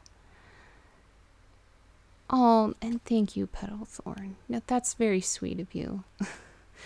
You guys are wonderful. You're gonna make me cry again. It's gonna be like that other stream with my first hype train. That was so sweet. So many nice people. Oh, thank you again, Jerem. Thank you so much. And so we're reading his journal that he's keeping little memos of everything. He has been invited to... Oh my. Thank you. Thank you again. Oh my goodness. I'm up to 32 subs. That's so awesome. Thank you so much, Jeremy. And thank you, Blue. Thank you. Everybody's joining in. Oh, You guys are so nice. Thank you. So he's an Englishman, and he's traveling kind of... Sorry, my cord was messed up. So he's traveling to the Carpathians to visit his... He calls him his friend Dracula, which I'm so jealous. I would love to have a friend named Dracula. Oh, thank you again, Jerem. Oh, thank you so much. But he hasn't met this man, but he's been invited to his castle, and he hasn't really gone into detail as to why he's going to the castle. He's just kind of taking in the local scenery and trying to make his way there. So on his way there in the carriage... Oh, the townsfolk. The townsfolk have been very superstitious and just trying to give him all of these charms. Oh, the Darth Bonnie is awesome. I'm glad you like it. I still have more emotes to make, so I apologize for not having more ready. I didn't expect to actually need to have this many ready right now, but I will get to work on that as soon as possible. Oh, thank you, Jerem. You're such a sweetheart. You all are sweethearts. All of you. You're so sweet. But, so the townsfolk, all of the locals have been... They're very superstitious and trying to, I guess, give him charms to make him safe upon finding out that he was going to Dracula's castle. And even the guy riding the carriage kind of tried to delay his trip. Like, he took him out extra early, hoping to miss the carriage that was supposed to pick him up. Oh, hi, Rotworks. Hi. Oh my, I didn't expect you to... Hi. Hello. So Rotworks is another streamer. He's amazing. Oh, I'm great. I'm in a very hot room because my AC went out, but I'm reading Dracula and just kind of going over the parts of the story that some of the other people have missed. Yes, thank you for shouting him out. He is amazing. Please give him a follow because he's worth the follow. He's worth the time. And he's so sweet. Oh, you're celebrating? Oh, all the celebrating. Oh, I'm celebrating too. You guys are amazing. Back to what I was saying in the story. So everybody was trying to keep Jonathan, or Mr. Harker, from going to this castle. And they rushed. They rushed to get there so that he would miss his carriage. But, the carriage showed up early. So, that delayed, he did not get delayed. Apparently, there's some kind of superstitious holiday around this time that he's heading to the castle, and they're all afraid of the stroke of midnight on this night, and it's about midnight when they're doing this ride. I'll be tuning in to you while I'm working. Awesome. Oh, don't be sorry for intruding. I'm so glad you're here. That warms my heart. I mean, you all warm my heart, all of you.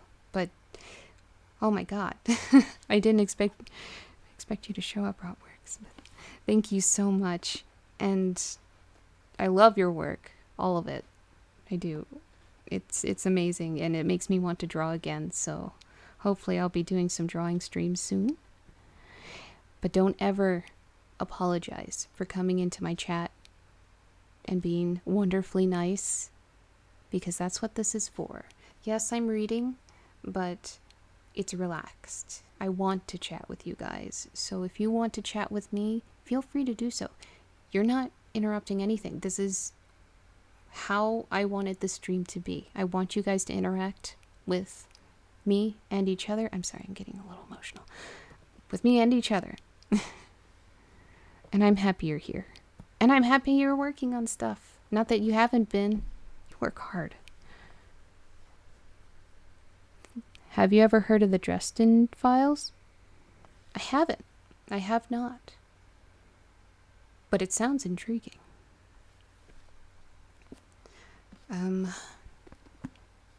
We're almost caught up to where we actually are in the book. So the carriage does pick him up. And a quick comparison between the two different carriages, the coaches. The first one was violent and whipping his horses and rushing them and overworking them. But then the second one was very sweet and kind and whispering sweet nothings in their ears. And that's not an exaggeration. He actually did, and kept them calm. And they started getting a little upset. He had to do that because dogs started howling all over the place. During this dark, scary night, dogs just started howling. And then wolves started howling. And it started getting a little scary. Hydrate? Absolutely. I've got some water right here. Thank you, Ellie the Beast. I have to keep really hydrated tonight because it's so hot in here. I'm sure I'm like sweating in my hair.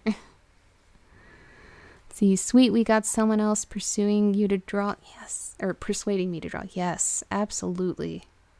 Rev. Hi, Rev. So, Rev, another person that I know and love dearly. He's my amazing mod artist. I don't know if you can see my scar. Hold on. I think you can see it better with the mesh. But this scarification right here on my chest was a piece that was dedicated to my dead dogs. It had an ash rubbing of my dogs in it. Oh, yes. No, we're going to talk about you, Rev, because you're amazing. He does all of my mod work that is not tattoos. Any piercings I get, any scarification I get, anything that I want that isn't tattoos, I go to Rev. And he also streams. He plays a bunch of games, and he's an all-around fun person. Thank you, Jerem, for shouting him out. So, definitely talk to this guy. He's great. Follow this guy. He's awesome. Rotworks is awesome. Everybody here. They're all amazing. Oh, and he does suspensions as well, which we're overdue for one of those, my good friend. I'm highly emotional, and I need to process that. So, that'll be in our future. I just have to get settled first and get my car back. See, the book before last, the cliffhanger, I was, oh, you fell asleep. Did you miss something? For Carmilla?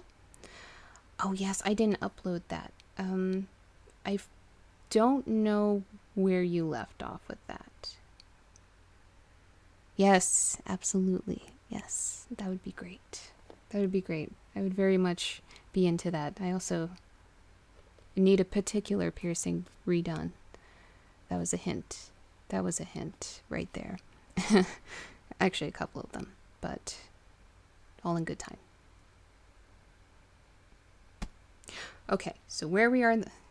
Yeah, now you're laughing at me. So where we are in the book.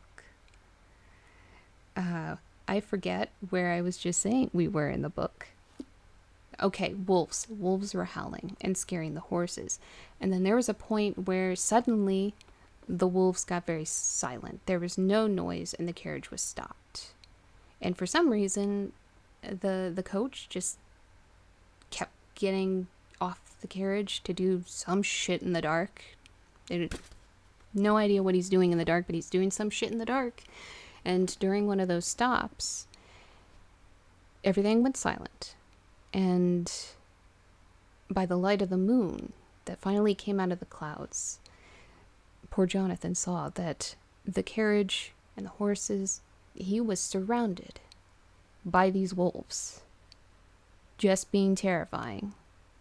Which, by the way, this strange fucking coach guy is apparently super strong, has super sharp teeth, and reddish looking eyes. Like somebody else. It's contacts. But I think that's basically where we are. Oh no, they did actually make it to the castle. So this guy just, the coach just pushes the wolves aside. They disappear. They fuck off. And he just walks up and takes them to the castle. Like nothing happened. Like the wolves weren't even there. So, he's an interesting character. And right now Jonathan's just trying to process what just happened, as well as not really sure what he should be doing. The carriage dropped him off, fucked off. It's gone. He's gone. There's no lights in any of the windows. The doors are huge. It's a castle, so no one's going to hear you from inside. The Atomic Mexican is now following. Thank you so much, and welcome. Welcome, welcome. We're going through Dracula tonight. We won't read all of it, but we'll read some of it, and I like to do it in parts.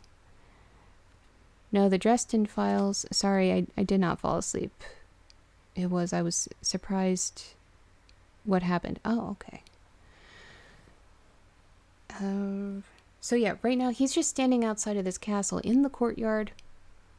Not sure what to do. I've been in this situation before where I was invited to some place, to some property, and the owner wasn't there to greet me. And that's part of the great part of having texting now, is you can text the person and tell them you're there. Because with a big castle like that, they're not going to hear you. They will not hear you if they're not at the entrance. So this poor guy is just waiting out in the darkness with wolves in the forest, just trying to figure out if he should be barging in or not. So that's where we are.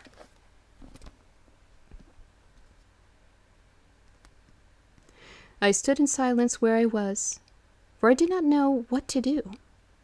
Of bell or knocker there was no sign. I think I already read this part, but I'll reread it because I had lost my place. Through these frowning walls and dark window openings was not likely that my voice could penetrate. The time I waited seemed endless, and I felt doubts and fears crowding upon me. What sort of place had I come to, and among what kind of people? What sort of grim adventure was it on which I had embarked? Was this a customary incident in the life of a solicitor's clerk, sent out to explain the purchase of a London estate to a foreigner? Solicitor's clerk. Mina would not like that. Solicitor. For just before leaving London, I got word that my examination was successful, and I am now a full-blown solicitor.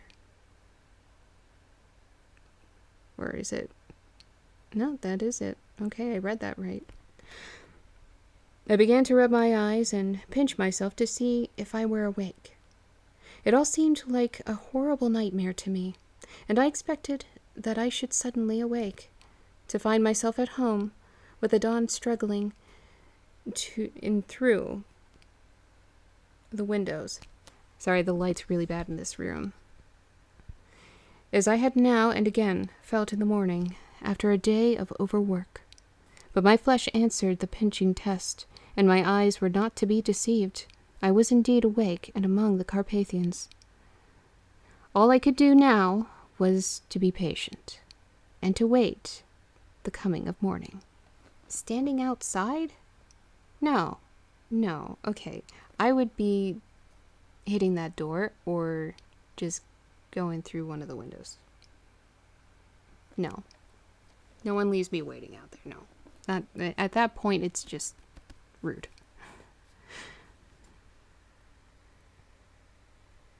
Thanks for the gift sub. Yeah, he is amazing. Jerem is awesome.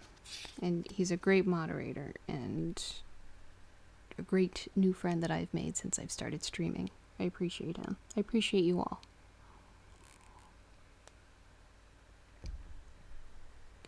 Just as I had come to this conclusion, I heard a heavy step approaching behind the great door, and saw through the chinks the gleam of a coming light. Then there was the sound of rattling chains and the clanking of massive bolts drawn back. A key was turned in the loud grating noise of long disuse, and the great door swung back. Oh. The joint lady is amazing. I bet she is. See, have a great night, Darth Spanky. Congrats on affiliate. Great stream. I'll be back. Oh, thank you so much. Thank you for coming by. Thank you for the raid and everything. That's so awesome. You guys are awesome. I appreciate everything that everybody's been doing and all of the support that I've gotten from such amazing, talented people with hearts of... No, I don't want to say hearts of gold. No, you're better than that. It's hearts of mithril at this point. It is a mythological metal of much higher value. You have hearts of mithril.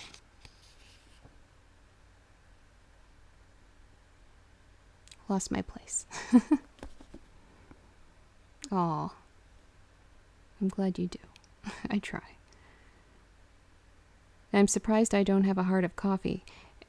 Same, actually. I have some right down here. I shouldn't be sipping it, but I am. A little bit. It's a little cold.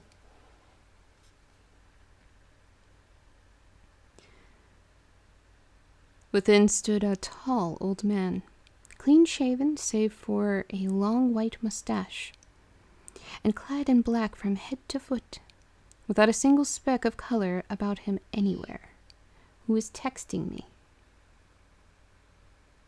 Oh, it's my AI. It's not even a person. It's an AI. I'm almost at the point where I IV my coffee. I hear you. I hear you, my friend. I hear you. He held in his hand an antique silver lamp, in which the flame burned without chimney or globe of any kind, throwing long quivering shadows as it flickered in the draught of the open door. The old man... Sorry, there's water. Give it a second. Just a second. I need to figure out soundproofing at some point. Just a bit. Just a bit.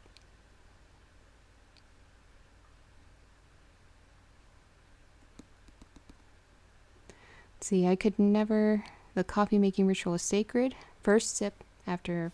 Yeah, that's true. I've got you covered on that? Really? Oh, awesome. Awesome, awesome. Yeah, as time goes on, I know the setup will get better and easier. Right now, I'm not even on a desk. My second screen is on a step stool, and my laptop is set up on a foldable table. This chair is super uncomfortable, but I have a nice pillow underneath, so it's not as bad. Who is making you noise conscious? That's all me, my friend. That's all me. I do it to myself. I don't know, I just don't want my streams to sound terrible. I know to an extent this is supposed to be, hello Grim, hello, welcome. This is supposed to be kind of a relaxing and laid back affair, but I don't want to have too many noises. I don't know, I know it doesn't affect anything, but I'm just trying to make it as decent as possible to listen to.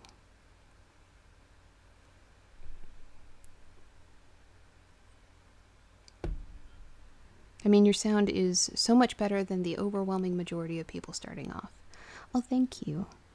You know what, this mic, I love it.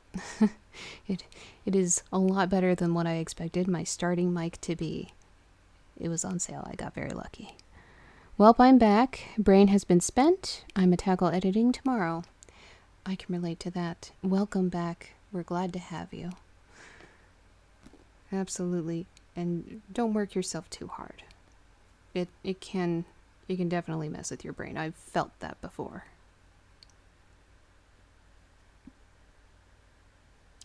The old man motioned me in with his right hand with a courtly gesture, saying in excellent English but with a strange intonation, "Welcome to my house. Enter freely and of your own will." He made no motion of stepping to meet me, but stood like a statue, as though his gesture of welcome had fixed him into stone. The instant, however, that I stepped over the threshold, he moved impulsively forward, and holding out his hand grasped mine with a strength which made me wince. an effect which was not lessened by the fact that it seemed as cold as ice, more like the hand of a dead than a living man. Again he said, "Welcome to my house. Come freely, go safely, and leave something of the happiness you bring." The strength of the handshake was so much akin to that I had noticed in the driver, whose face I had not seen, that for a moment I doubted if it were not the same person to whom I was speaking. So to make sure, I said interrogatively, "Count Dracula?" He bowed in a courtly way as he replied, "I am Dracula, and I bid you welcome, Mr. Harker, to my house. Come in, the night's air is chill, and you must need to eat and rest." As he was speaking, he put the lamp on a bracket on the wall, and stepping out, took my luggage. He had carried it in before I could forestall him. I protested, but he insisted. Well, that's just a good host. I do the same. I don't care if I'm a tiny 5'3" lady.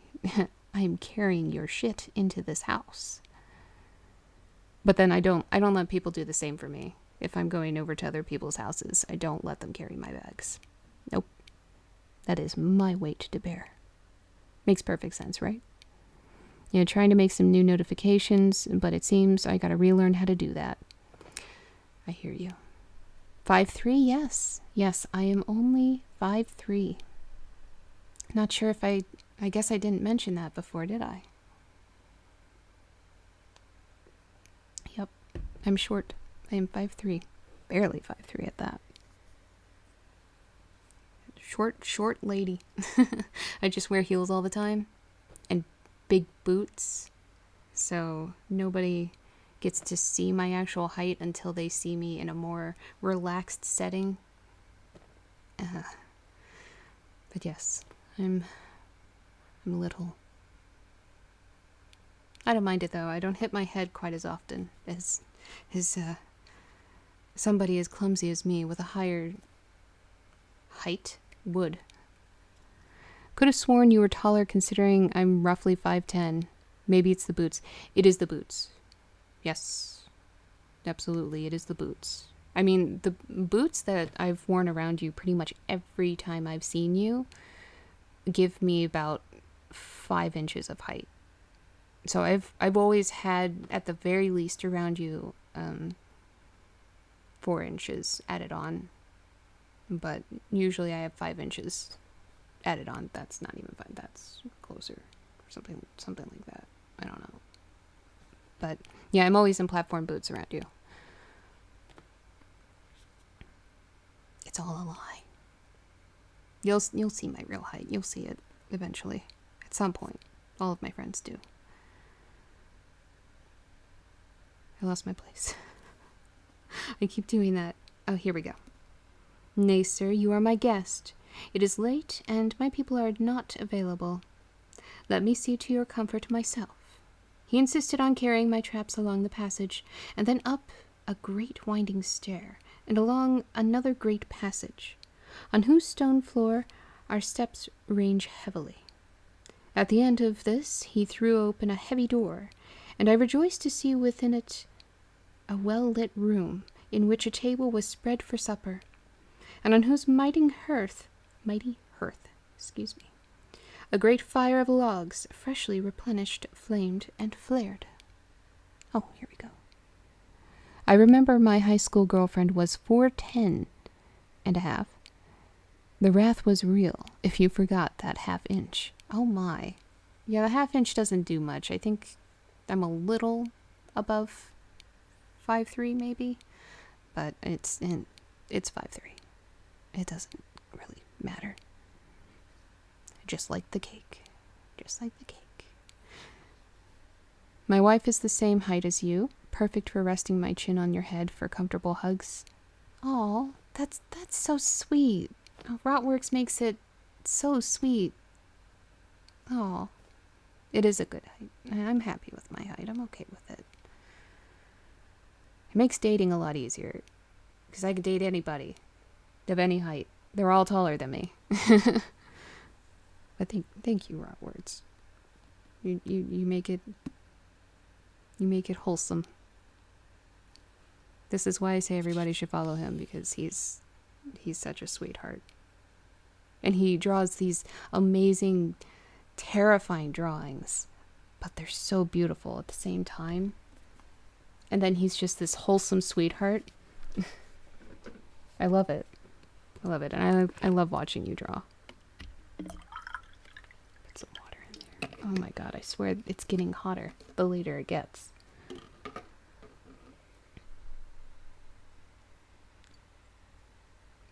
You will not stop me.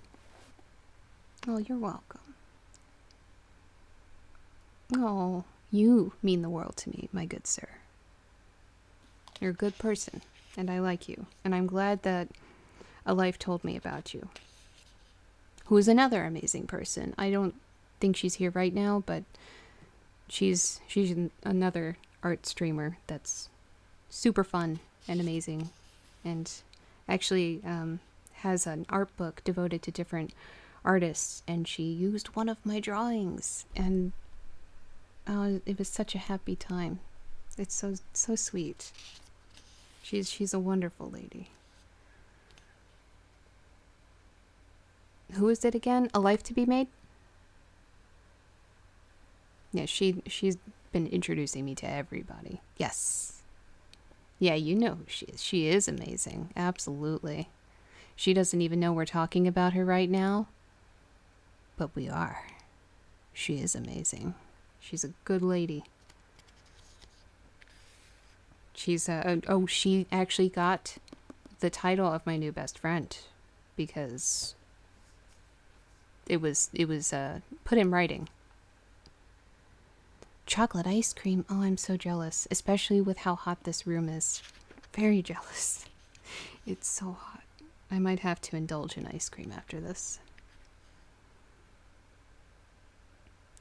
The Count halted, putting down my bags, closed the door, and crossing the room opened another door, which led into a small octagonal room lit by a single lamp, and seemingly without a window of any sort. Passing through this, he opened another door, and motioned me to enter. It was a welcome sight, for here was a great bedroom, well lighted and warmed with another log fire. Also added to, but lately, for the top logs were fresh, which sent a hollow roar up the wide chimney. The Count himself left my luggage inside and withdrew, saying before he closed the door, "You will need, after your journey, to refresh yourself by making your toilet." Oh, that's quite blunt. I trust you will find all you wish. When you are ready, come into the other room, where you will find your supper prepared. I mean, I guess if you have to prepare your toilet, you have to prepare your toilet. It's good to warn your guests. It's just unfortunate.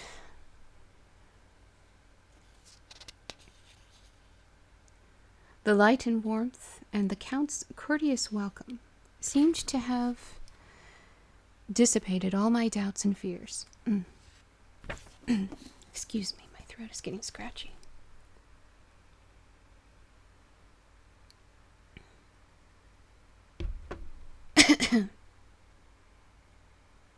Are we better?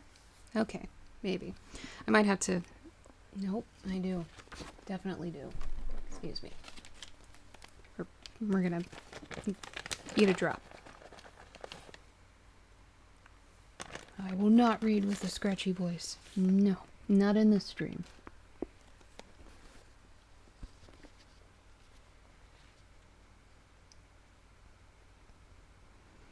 Having then reached my normal state, I discovered that I was half famished with hunger. So making a hasty toilet, I went into the other room. What does that mean? Oh man, I got a bump in my tooth. What does that mean to make a toilet? Was he actually building a toilet, or was he using the toilet? Because I'm curious. I found supper already laid out. My host, who stood on one side of the great fireplace, leaning against the stonework, made a graceful wave of his hand to the table and said, "I pray you, be seated and sup how you please. You will, I trust, excuse me that I do not join you, but I have dined already, and I do not sup." Oh, somebody does not snack.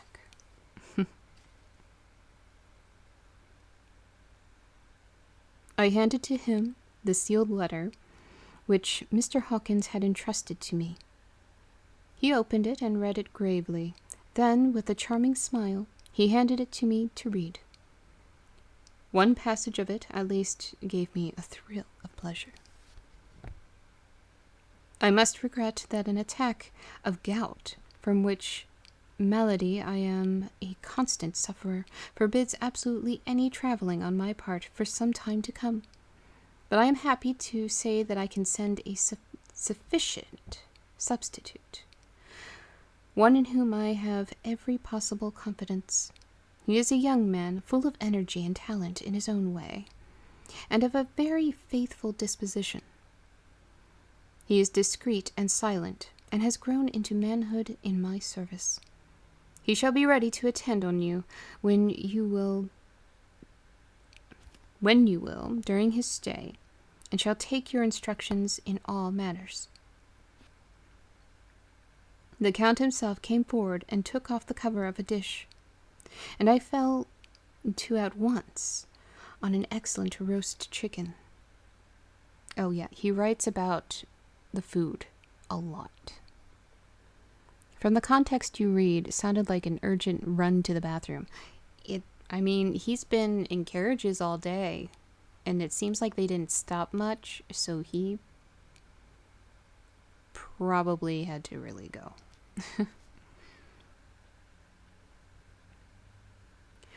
This, with some cheese and a salad and a bottle of old Tokay, of which I had 2 glasses, was my supper. During the time I was eating it, the Count asked me many questions as to my journey, and I told him by degrees all I had experienced. By this time I had finished my supper, and by my host's desire, had drawn up a chair by the fire, and begun to smoke a cigar which he offered me, and the same time excusing himself that he did not smoke. I had now an opportunity of observing him, and found him of very marked physiognomy? I don't know that word. Sorry, don't know the word.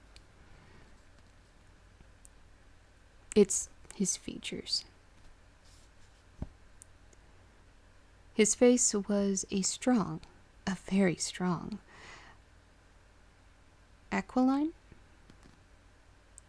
with high bridge of the thin nose, and peculiarly arched nostrils, with a lofty dome forehead, and hair growing scantily round the temples, but profusely elsewhere. His eyebrows were very massive, almost meeting over the nose, with bushy hair that seemed to curl in its own profusion. Oh my! The mouth, so far as I could see it under the heavy moustache, was fixed and rather cruel-looking, with peculiarly sharp white teeth.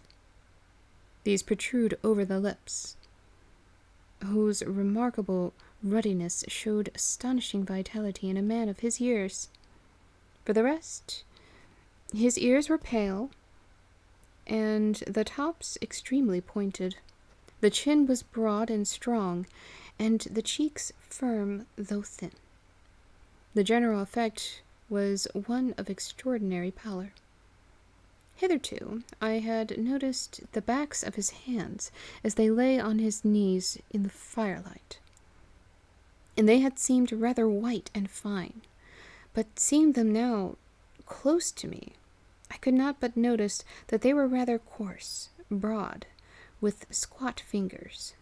Strange to say, there were hairs in the center of the palm. Ew. The nails were long and fine, and cut to say, and cut to a sharp point. Sorry, the light isn't very good in this room, so the lines are weird. As the Count leaned over me and his hands touched me, I could not repress a shudder. It may have been that his breath was rank, but a horrible feeling of nausea came over me, which, do what I would, I could not conceal. The Count, evidently noticing it, drew back, and with a grim sort of smile, which showed more than he had done his protuberant teeth, sat himself down again on his own side of the fireplace. We were both silent for a while, and as I looked toward the window, I saw the first dim streak of the coming dawn. There seemed a strange stillness over everything, but as I listened, I heard, as if from down below in the valleys, the howling of many wolves. The Count's eyes gleamed, and he said, "Listen to them, the children of the night. What music they make." Seeing, I suppose, some expression in my face strange to him, he added, "Sir, you dwellers in the city cannot enter into the feelings of the hunter." Then he rose and said, "But you must be tired. Your bedroom is all ready, and tomorrow you shall sleep as late as you will. I have to be away until the afternoon, so sleep well and dream well." With a courteous bow, he opened for me himself the door to the octagonal room, and I entered my bedroom. I am all in a sea of wonders. I doubt, I fear, I think strange things, which I dare not confess to my own soul. God keep me, if only for the sake of those dear to me. Sorry, my ankle's itchy. Now we're on the 7th of May. Oh, I guess it skipped the 6th. Maybe he slept the entire day.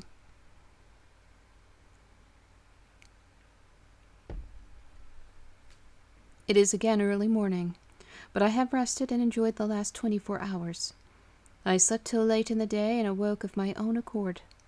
When I had dressed myself, I went into the room where we had supped, and found a cold breakfast laid out, with coffee kept hot by the pot being placed on the hearth. There was a card on the table, on which was written, "I have to be absent for a while. Do not wait for me. D." I set to and enjoyed a hearty meal.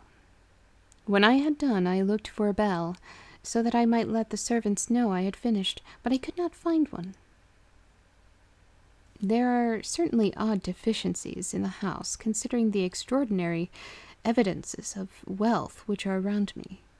The table service is of gold, and so beautifully wrought that it must be of immense value. The curtains and upholstery of the chairs and sofas, the hangings of my bed, are of the costliest and most beautiful fabrics, and must have been of fabulous value when they were made, for they are centuries old, though in excellent order. I saw something like them in Hampton Court, but there they were worn and frayed and moth-eaten. But still, in none of the rooms is there a mirror. There's not even a toilet glass on my table, and I had to get the little shaving glass from my bag before I could either shave or brush my hair. I have not yet seen a servant anywhere or heard a sound near the castle except the howling of the wolves. Some time after I had finished my meal, I do not know whether to call it a breakfast or dinner, for it was between 5 and 6 o'clock when I had it. Again, I can relate. I looked about for something to read, for I did not like to go about the castle until I had asked the Count's permission. There was absolutely nothing in the room, book, newspaper, or even writing materials, so I opened another door in the room and found a sort of a library. The door opposite mine I tried, but found it locked. In the library I found, to my great delight, a vast number of English books, whole shelves full of them, and bound volumes of magazines and newspapers. A table in the center was littered with English magazines and newspapers, though none of them were of very recent date. The books were of the most varied kind: history, geography, politics, political economy, botany, geology, law, all relating to England and English life and customs and manners.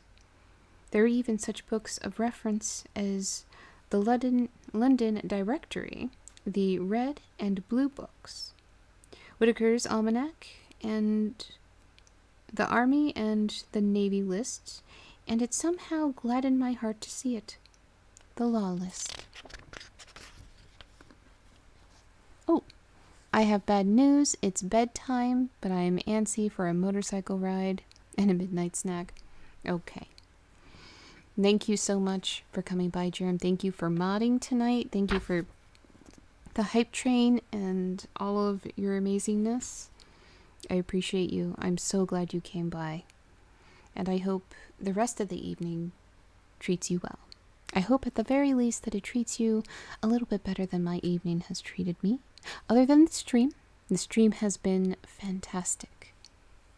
It's so fucking hot in this room. Excuse my language. But, yeah, it's quite hot in this room. But I hope you have a good evening. Whilst I was looking at the books, the door opened, and the Count entered. He saluted me in a hearty way, and hoped that I had a good night's rest. Then he went on.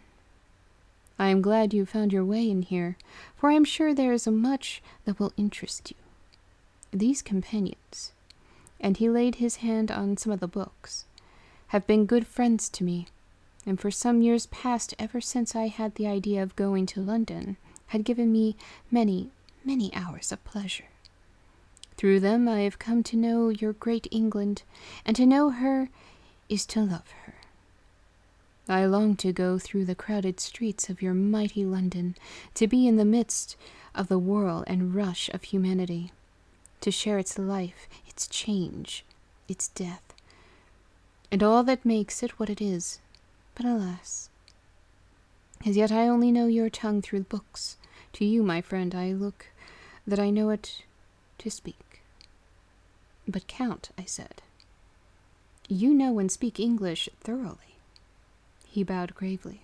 I thank you, my friend, for all too flattering estimate, but yet I fear that I am but a little way on the road I would travel.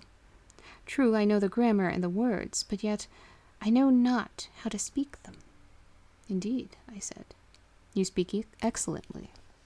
See, I never said that I was leaving. Oh, I just meant to express my loathing for the imminent poor decisions. Oh, okay. Awesome. Okay, then. I'm glad you're staying, then. Never mind. Well, not never mind on the thank you part. No, that stays.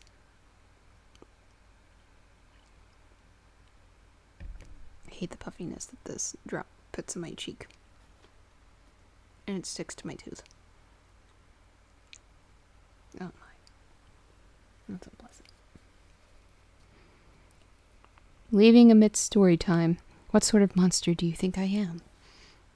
I don't think you're a monster. I think you're a human with your own life. You are not a monster. Some people have already had to leave here and there, and I completely understand. I appreciate you either way.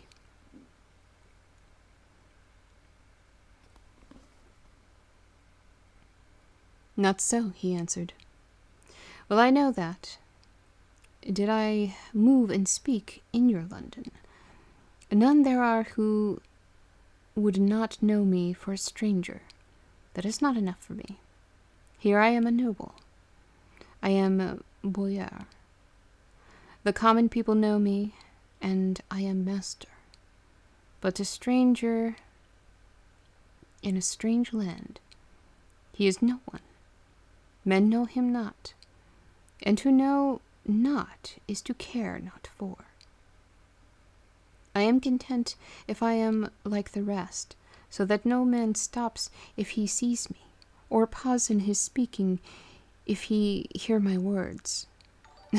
A stranger. Oh, my God. Julian Besson is now following. Oh, thank you. Thank you so much for the follow, Julian, and welcome. I hope you are enjoying the read. I am certainly enjoying reading to you.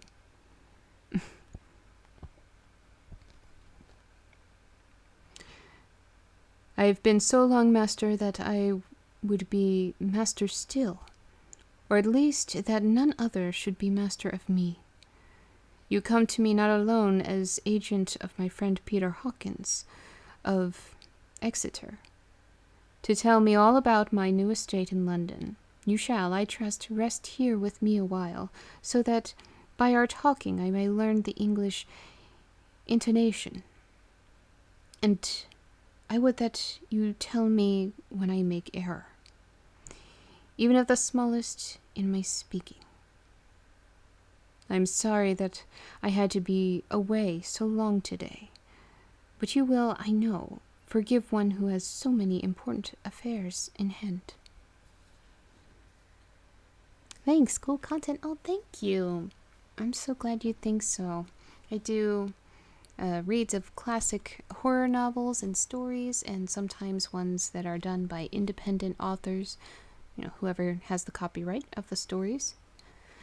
And I do video game streams, and one of these days, when I actually get set up, I will also be doing art content as well, and actually draw again.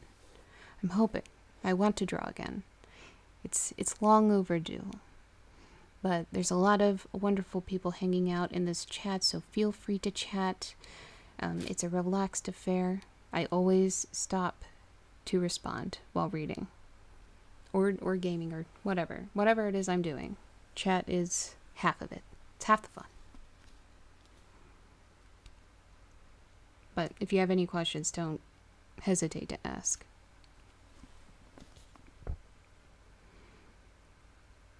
I lost my place. That's going to happen a few times. Of course, I said all I could about being willing, and asked if I might come into that room when I chose. He answered, yes, certainly, and added, you may go anywhere you wish in the castle, except where the doors are locked, where, of course, you will not wish to go. There is reason that all things are as they are. And did you see with my eyes, and know with my knowledge, you would perhaps better understand. I said I was sure of this, and then he went on. We are in Transylvania, and Transylvania is not England. Our ways are not your ways. And there shall be to you many strange things. Nay, from what you have told me of your experiences already, you know something of what strange things there may be. This led to much conversation, and as it was evident that he wanted to talk, if only for talking's sake, I asked him many questions regarding things that had already happened to me or come within my notice. Sometimes he sheered off the subject, or turned the conversation by pretending not to understand. But generally he answered all I asked most frankly. Then as time went on, I had got somewhat bolder. I asked him of some of the strange things of the preceding night, as, for instance, why the coachman went to the places where he had seen the blue flames. He then explained to me that it was commonly believed that on certain nights of the year, last night, in fact, when all evil spirits are supposed to have unchecked sway, a blue flame is seen. If a blue flame is seen over any place where treasure has been concealed. Oh, okay, I see. That treasure has been hidden, he went on. In the region through which you came last night, there can be but little doubt, for it was the ground fought over for centuries by the Wallachian, the Saxon, and the Turk. Why, there's hardly a foot of soil in all this region that has not been enriched by the blood of men, patriots or invaders. In old days there were stirring times when the Austrian and the Hungarian came up in hordes, and the patriots went out to meet them, men and women, aged and the children too, and waited their coming on the rocks above the passes, and they might sweep destruction on them with their artificial avalanches. When the invader was triumphant, he found but little, for whatever there was had been sheltered in the friendly soil. But how, said I, can it have remained so long undiscovered, when there is sure index to it if men will but take the trouble to look? The Count smiled, and his lips ran back over his gums. The long, sharp canine teeth showed out strangely, and he answered, because your peasant is at heart a coward and a fool. Those flames only appear on one night, and on that night no man of this land will, if he can help it, stir without his doors. And, dear sir, even if he did, he would not know what to do. Why, even the peasant that you tell me of, who marked the place of the flame, would not know where to look in daylight even for his own work. Even you would not, I dare be sworn, be able to find these places again. There you are right, I said. I know no more than the dead where even to look for them. They'll be drifted into other matters. Oh, thank you for the heart. That's very sweet. Hearts to you as well. Come, he said at last. Tell me of London and of the house which you have procured for me. With an apology of my reminiscence, I went into my own room to get the papers from my bag. Whilst I was placing them in order, I heard a rattling of china and silver in the next room, and as I passed through, noticed that the table had been cleared and the lamp lit, for it was by this time deep into the dark. The lamps were also lit in the study or library, and I found the Count lying on the sofa, reading, of all things in the world, an English Bradshaw's Guide. When I came in, he cleared the books and papers from the table, and with him I went into plans and deeds and figures of all sorts. He was interested in everything, and asked me a myriad of questions about the place and its surroundings. He clearly had studied beforehand all he could get on the subject of the neighborhood, for he evidently at the end knew very much more than I did. Even I remarked this. He answered, "Oh, thank you. Thank you. I'm glad you like my hair. Thank you very much. I dye it myself. It's not styled today. I actually had to take a cold shower right before streaming because my AC broke. My AC has to be replaced, so it's very hot. Unfortunately. It's very hot in this room right now, and I can't have my fan on. Because I love you guys too much to have that noise. I lost my place again. Oh my goodness, I keep losing my place. That's brutal. That's life. Of course, there's a heat wave going through right now, too. So it is very, very warm. And then after I'm done this stream, I'm going to be moving a huge fucking mattress and setting it up. So I'll be taking another shower tonight.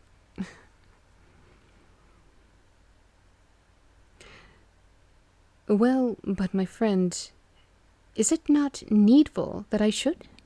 When I go there I shall be all alone, and my friend Harker Jonathan, nay, pardon me, I fall into my country's habit of putting your patronymic first. My friend Jonathan Harker will not be by my side to correct and aid me. He will be in Exeter, Miles away, probably working at papers of the law with my other friend, Peter Hawkins. So, we went thoroughly into the business of the purchase of the estate at Purfleet. When I had told him the facts and got his signature to the necessary papers, and had written a letter with them ready to post to Mr. Hawkins, he began to ask me how I had come across so suitable a place. I read to him the notes which I had made at the time, and which I inscribed here. Let's see. I dig the whole vibe you've got. Didn't mean to. Don't ever apologize for interrupting. Part of this vibe is being able to chat. That's half the fun. It's very relaxed. I'm not just reading, I'm talking as well. So never be sorry for talking to me. It's completely okay. I want you to talk. I want you to feel relaxed enough to talk. It's completely okay. We love you too. I'd be happy to take a low humming sound if that means you're comfortable and not overheated. I appreciate that. I really do. But I just, I always feel bad. And I'm not sweating too bad. It's mostly just my legs right now. It hasn't reached my back or anything. So it's not too bad. I'm not moving around. So that helps. But I appreciate you guys. Purfleet. On a by road, I came across just such a place as seemed to be required. And where was displayed a dilapidated notice that the place was for sale. It is surrounded by a high wall of ancient structure built of heavy stones, and has not been repaired for a large number of years. The closed gates are of heavy old oak and iron, and all eaten with rust. The estate is called Carfax, no doubt a corruption of the old Quatre-Face, as the house is four-sided, agreeing with the cardinal points of the compass. It contains in all some 20 acres, quite surrounded by the solid stone wall above mentioned. There are many trees on it, which make it in places gloomy, and there is a deep, dark-looking pond, or small lake, evidently fed by some springs, as the water is clear and flows away in a fair-sized stream. Oh my God, that sounds beautiful. The house is very large and of all periods back, I should say, to medieval times, for one part is of stone immensely thick, with only a few windows high up and heavily barred with iron. It looks like part of a keep, and is close to an old chapel or church. I could not enter it, as I had not the key of the door leading to it from the house. But I have taken with my Kodak views of it from various points. The house had been added to, but in a very straggling way. I can only guess at the amount of grounded covers, which must be very great. There are but few houses close at hand, one being a very large house only recently added to and formed into a private lunatic asylum. It is not, however, visible from the grounds. Let's see, personally I've found the build-in noise filter and OBS work remarkably well. I have both... Oh, I didn't know there was a noise filter. I mean, I'm using Streamlabs OBS, so I don't know if that makes a difference. Let's see. Well, unfortunately, my central air has broken down, so I cannot use it. I love AC. I was using AC. But it is broken, and we have to wait to get it fixed, unfortunately. They are not in a rush to get here, even though there is a heat wave. It is unfortunate. Oh, and I'm allergic to my own sweat, so apparently that's not an emergency either. I'm not a fan of this company. When I had finished, he said, I am glad that it is old and big. I myself am of an old family, and to live in a new house would kill me. A house cannot be made habitable in a day, and after all, how few days go to make up a century. I rejoice also that there is a chapel of old times. We Transylvanian nobles love not to think that our bones may lie amongst the common dead.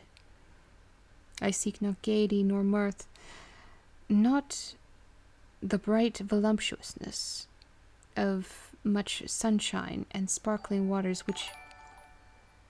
Oh, thank you for the follow. Yeah, you know what? It sucks. It sucks, but I'm still here and I'm still reading. We're making it work. But I'm definitely running to the shower afterwards. And thank you again for the follow. Thank you. I lost my place. Oh, here we go. I am no longer young, and my heart, through weary years of mourning over the dead, is not attuned to mirth. Moreover, the walls of my castle are broken, the shadows are many, and the wind breathes cold through the broken battlements and casements. I love the shade and the shadow, and would be alone with my thoughts when I may. Somehow his words and his look did not seem to accord, or else it was that his cast of face made his smile look malignant and saturnine. Presently, with an excuse, he left me, asking me to put all my papers together. He was some little time away, and I began to look at some of the books around me. One was an atlas, which I found opened naturally at England, as if the map had been much used. On looking at it, I found in certain places little rings marked, and on examining these, I noticed that one was near London on the east side, manifestly where his new estate was situated.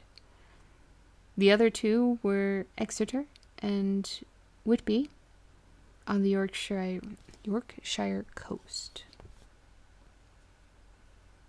It was the better part of an hour when the Count returned. Aha, he said. Still at your books? Good. You must not work always. Come, I am informed that your supper's ready. He took my arm, and we went into the next room, where I found an excellent supper ready on the table. The Count again excused himself, as he had dined out on his being away from home. But he sat as on the previous night, and chatted whilst I ate.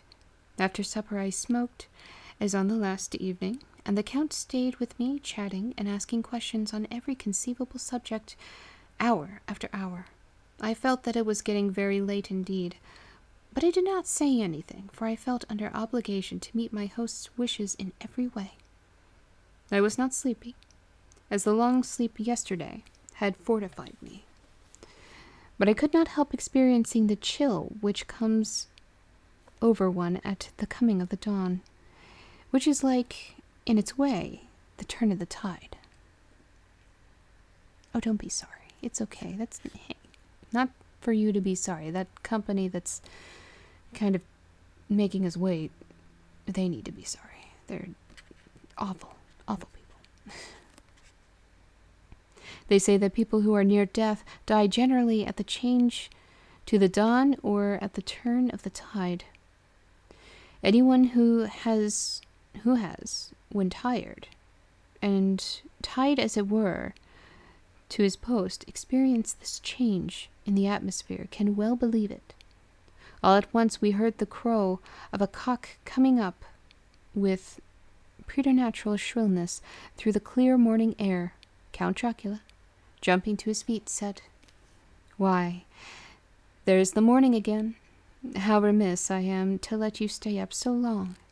You must make your conversation regarding my dear new country of England less interesting, so that I may not forget how time flies by us." And with a courtly bow, he quickly left.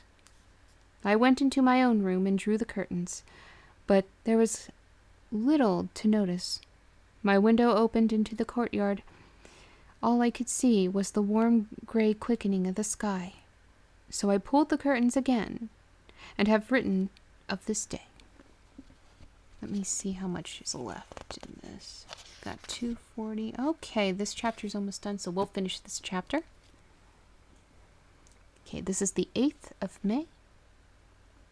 I began to fear, as I wrote in this book, that I was getting too diffuse. But now I am glad that I went into detail from the first. For there is something so strange about this place, and all in it, that I cannot but feel uneasy. I wish I were safe out of it, or that I had never come. It may be that this strange night existence is telling on me. But would that were all. Okay. If there were anyone to talk to, I could bear it. But there is no one. I have only the Count to speak with, and he, I fear, I am myself the only living soul within this place. Let me be prosaic so far as facts can be. It will help me to bear up, and imagination must not run riot with me. If it does, I am lost. Let me say at once how I stand, or seem to.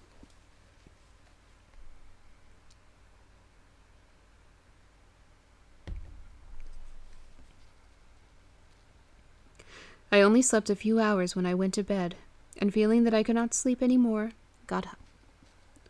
I had hung my shaving glass by the window and was just beginning to shave. Suddenly I felt a hand on my shoulder and heard the Count's voice saying to me, "Good morning." I started, for it amazed me that I had not seen him, since the reflection of the glass covered the whole room behind me. In starting, I had cut myself slightly, but did not notice it at the moment. Having answered the Count's salutation, I turned to the glass again to see how I had been mistaken. This time there could be no error, for the man was close to me, and I could see him over my shoulder. But there was no reflection of him in the mirror. The whole room behind me was displayed, but there was no sign of a man in it except myself. This was startling, and coming on top of so many strange things, was beginning to increase that vague feeling of uneasiness which I always have when the Count is near. Excuse me. But at the instant I saw that the cut had bled a little, and the blood was trickling over my chin. I laid down the razor, turning as I did so half round, to look for some sticking plaster. When the Count saw my face, his eyes blazed with a sort of demonic fury, and he suddenly made a grab at my throat. I drew away, and his hand touched the string of beads which held the crucifix. It made an instant change in him, for the fury passed so quickly that I could hardly believe that it was ever there. "Take care," he said. "Take care how you cut yourself. It is more dangerous than you think in this country." Then seizing the shaving glass, he went on, "And this is the wretched thing that has done the mischief. It is a foul bauble of man's vanity. Away with it." And opening the heavy window, with one wrench of his terrible hand, he flung out the glass, which was shattered into 1,000 pieces on the stones of the courtyard far below. And he is just littering the courtyard with broken glass. Charming.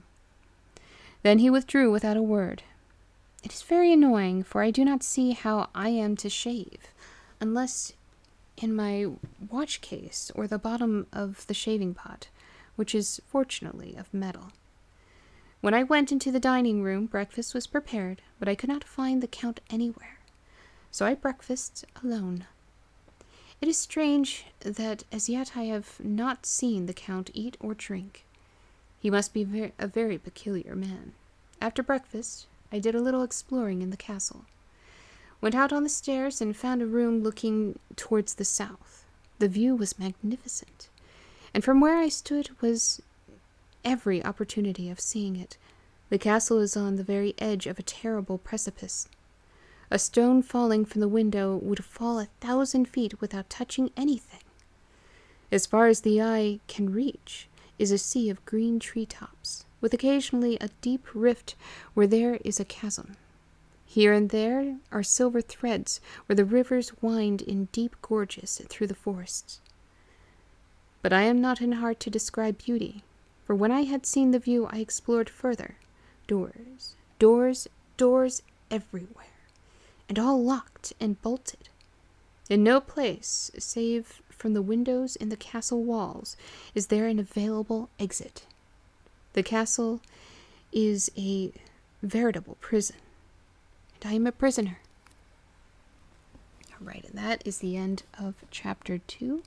I think that is a good place to stop for the evening, but we're going to see if we can find someone to raid, or if you guys want to chat for a little bit, we can do that as well. The only reason I'm stopping at all, I would normally read another chapter at this point, but it's just so hot in this house, and I need to get into the shower and take a break. Good idea. I shall hydrate. Thank you, thank you. I say this with the utmost respect. Oh no. What are you going to say with the utmost respect? Please, say away. Hopefully with respect. While you type that, we're going to see if any of my friends are available. And I will make sure to find you something nice. I won't leave you hanging. There's too many people here for that. And I appreciate you all sticking around and listening to me read. And I'll be sure to read again. Most likely on Saturday. If not, I might bump it up to Friday just in case. This weekend's a little confusing. Let's see. Looking up and pausing for some dramatic pausing. Oh, okay. There's a nice dramatic pause there. All right, let's take a look. Oh, yes, I see. I know who we're going to raid. Now, this isn't somebody who... Actually, you know what? I can ask you guys. So we have somebody who is... We have one playing The Legend of Mana. We have The Binding of Isaac. And then we have Dead by Daylight, which none of them are reading streams. But I can maybe find you an art stream. Oh, I see some of the people that are online. I see you.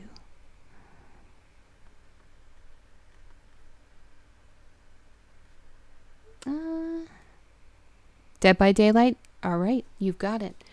We will go raid him in just a second, unless you guys wanted to chat a little bit more. Yes, it is Prometheus, absolutely. Absolutely, we will go raid him. Unless he's about to get off. I'm sorry, unfortunate wording. Unless he's about to sign off. Actually, we're going to stop recording for YouTube. That's, oh man. Bad wording. Sorry. To anybody watching on YouTube, I apologize. I did not mean that in a perverse manner. I hope you enjoyed the read. So, no more recording.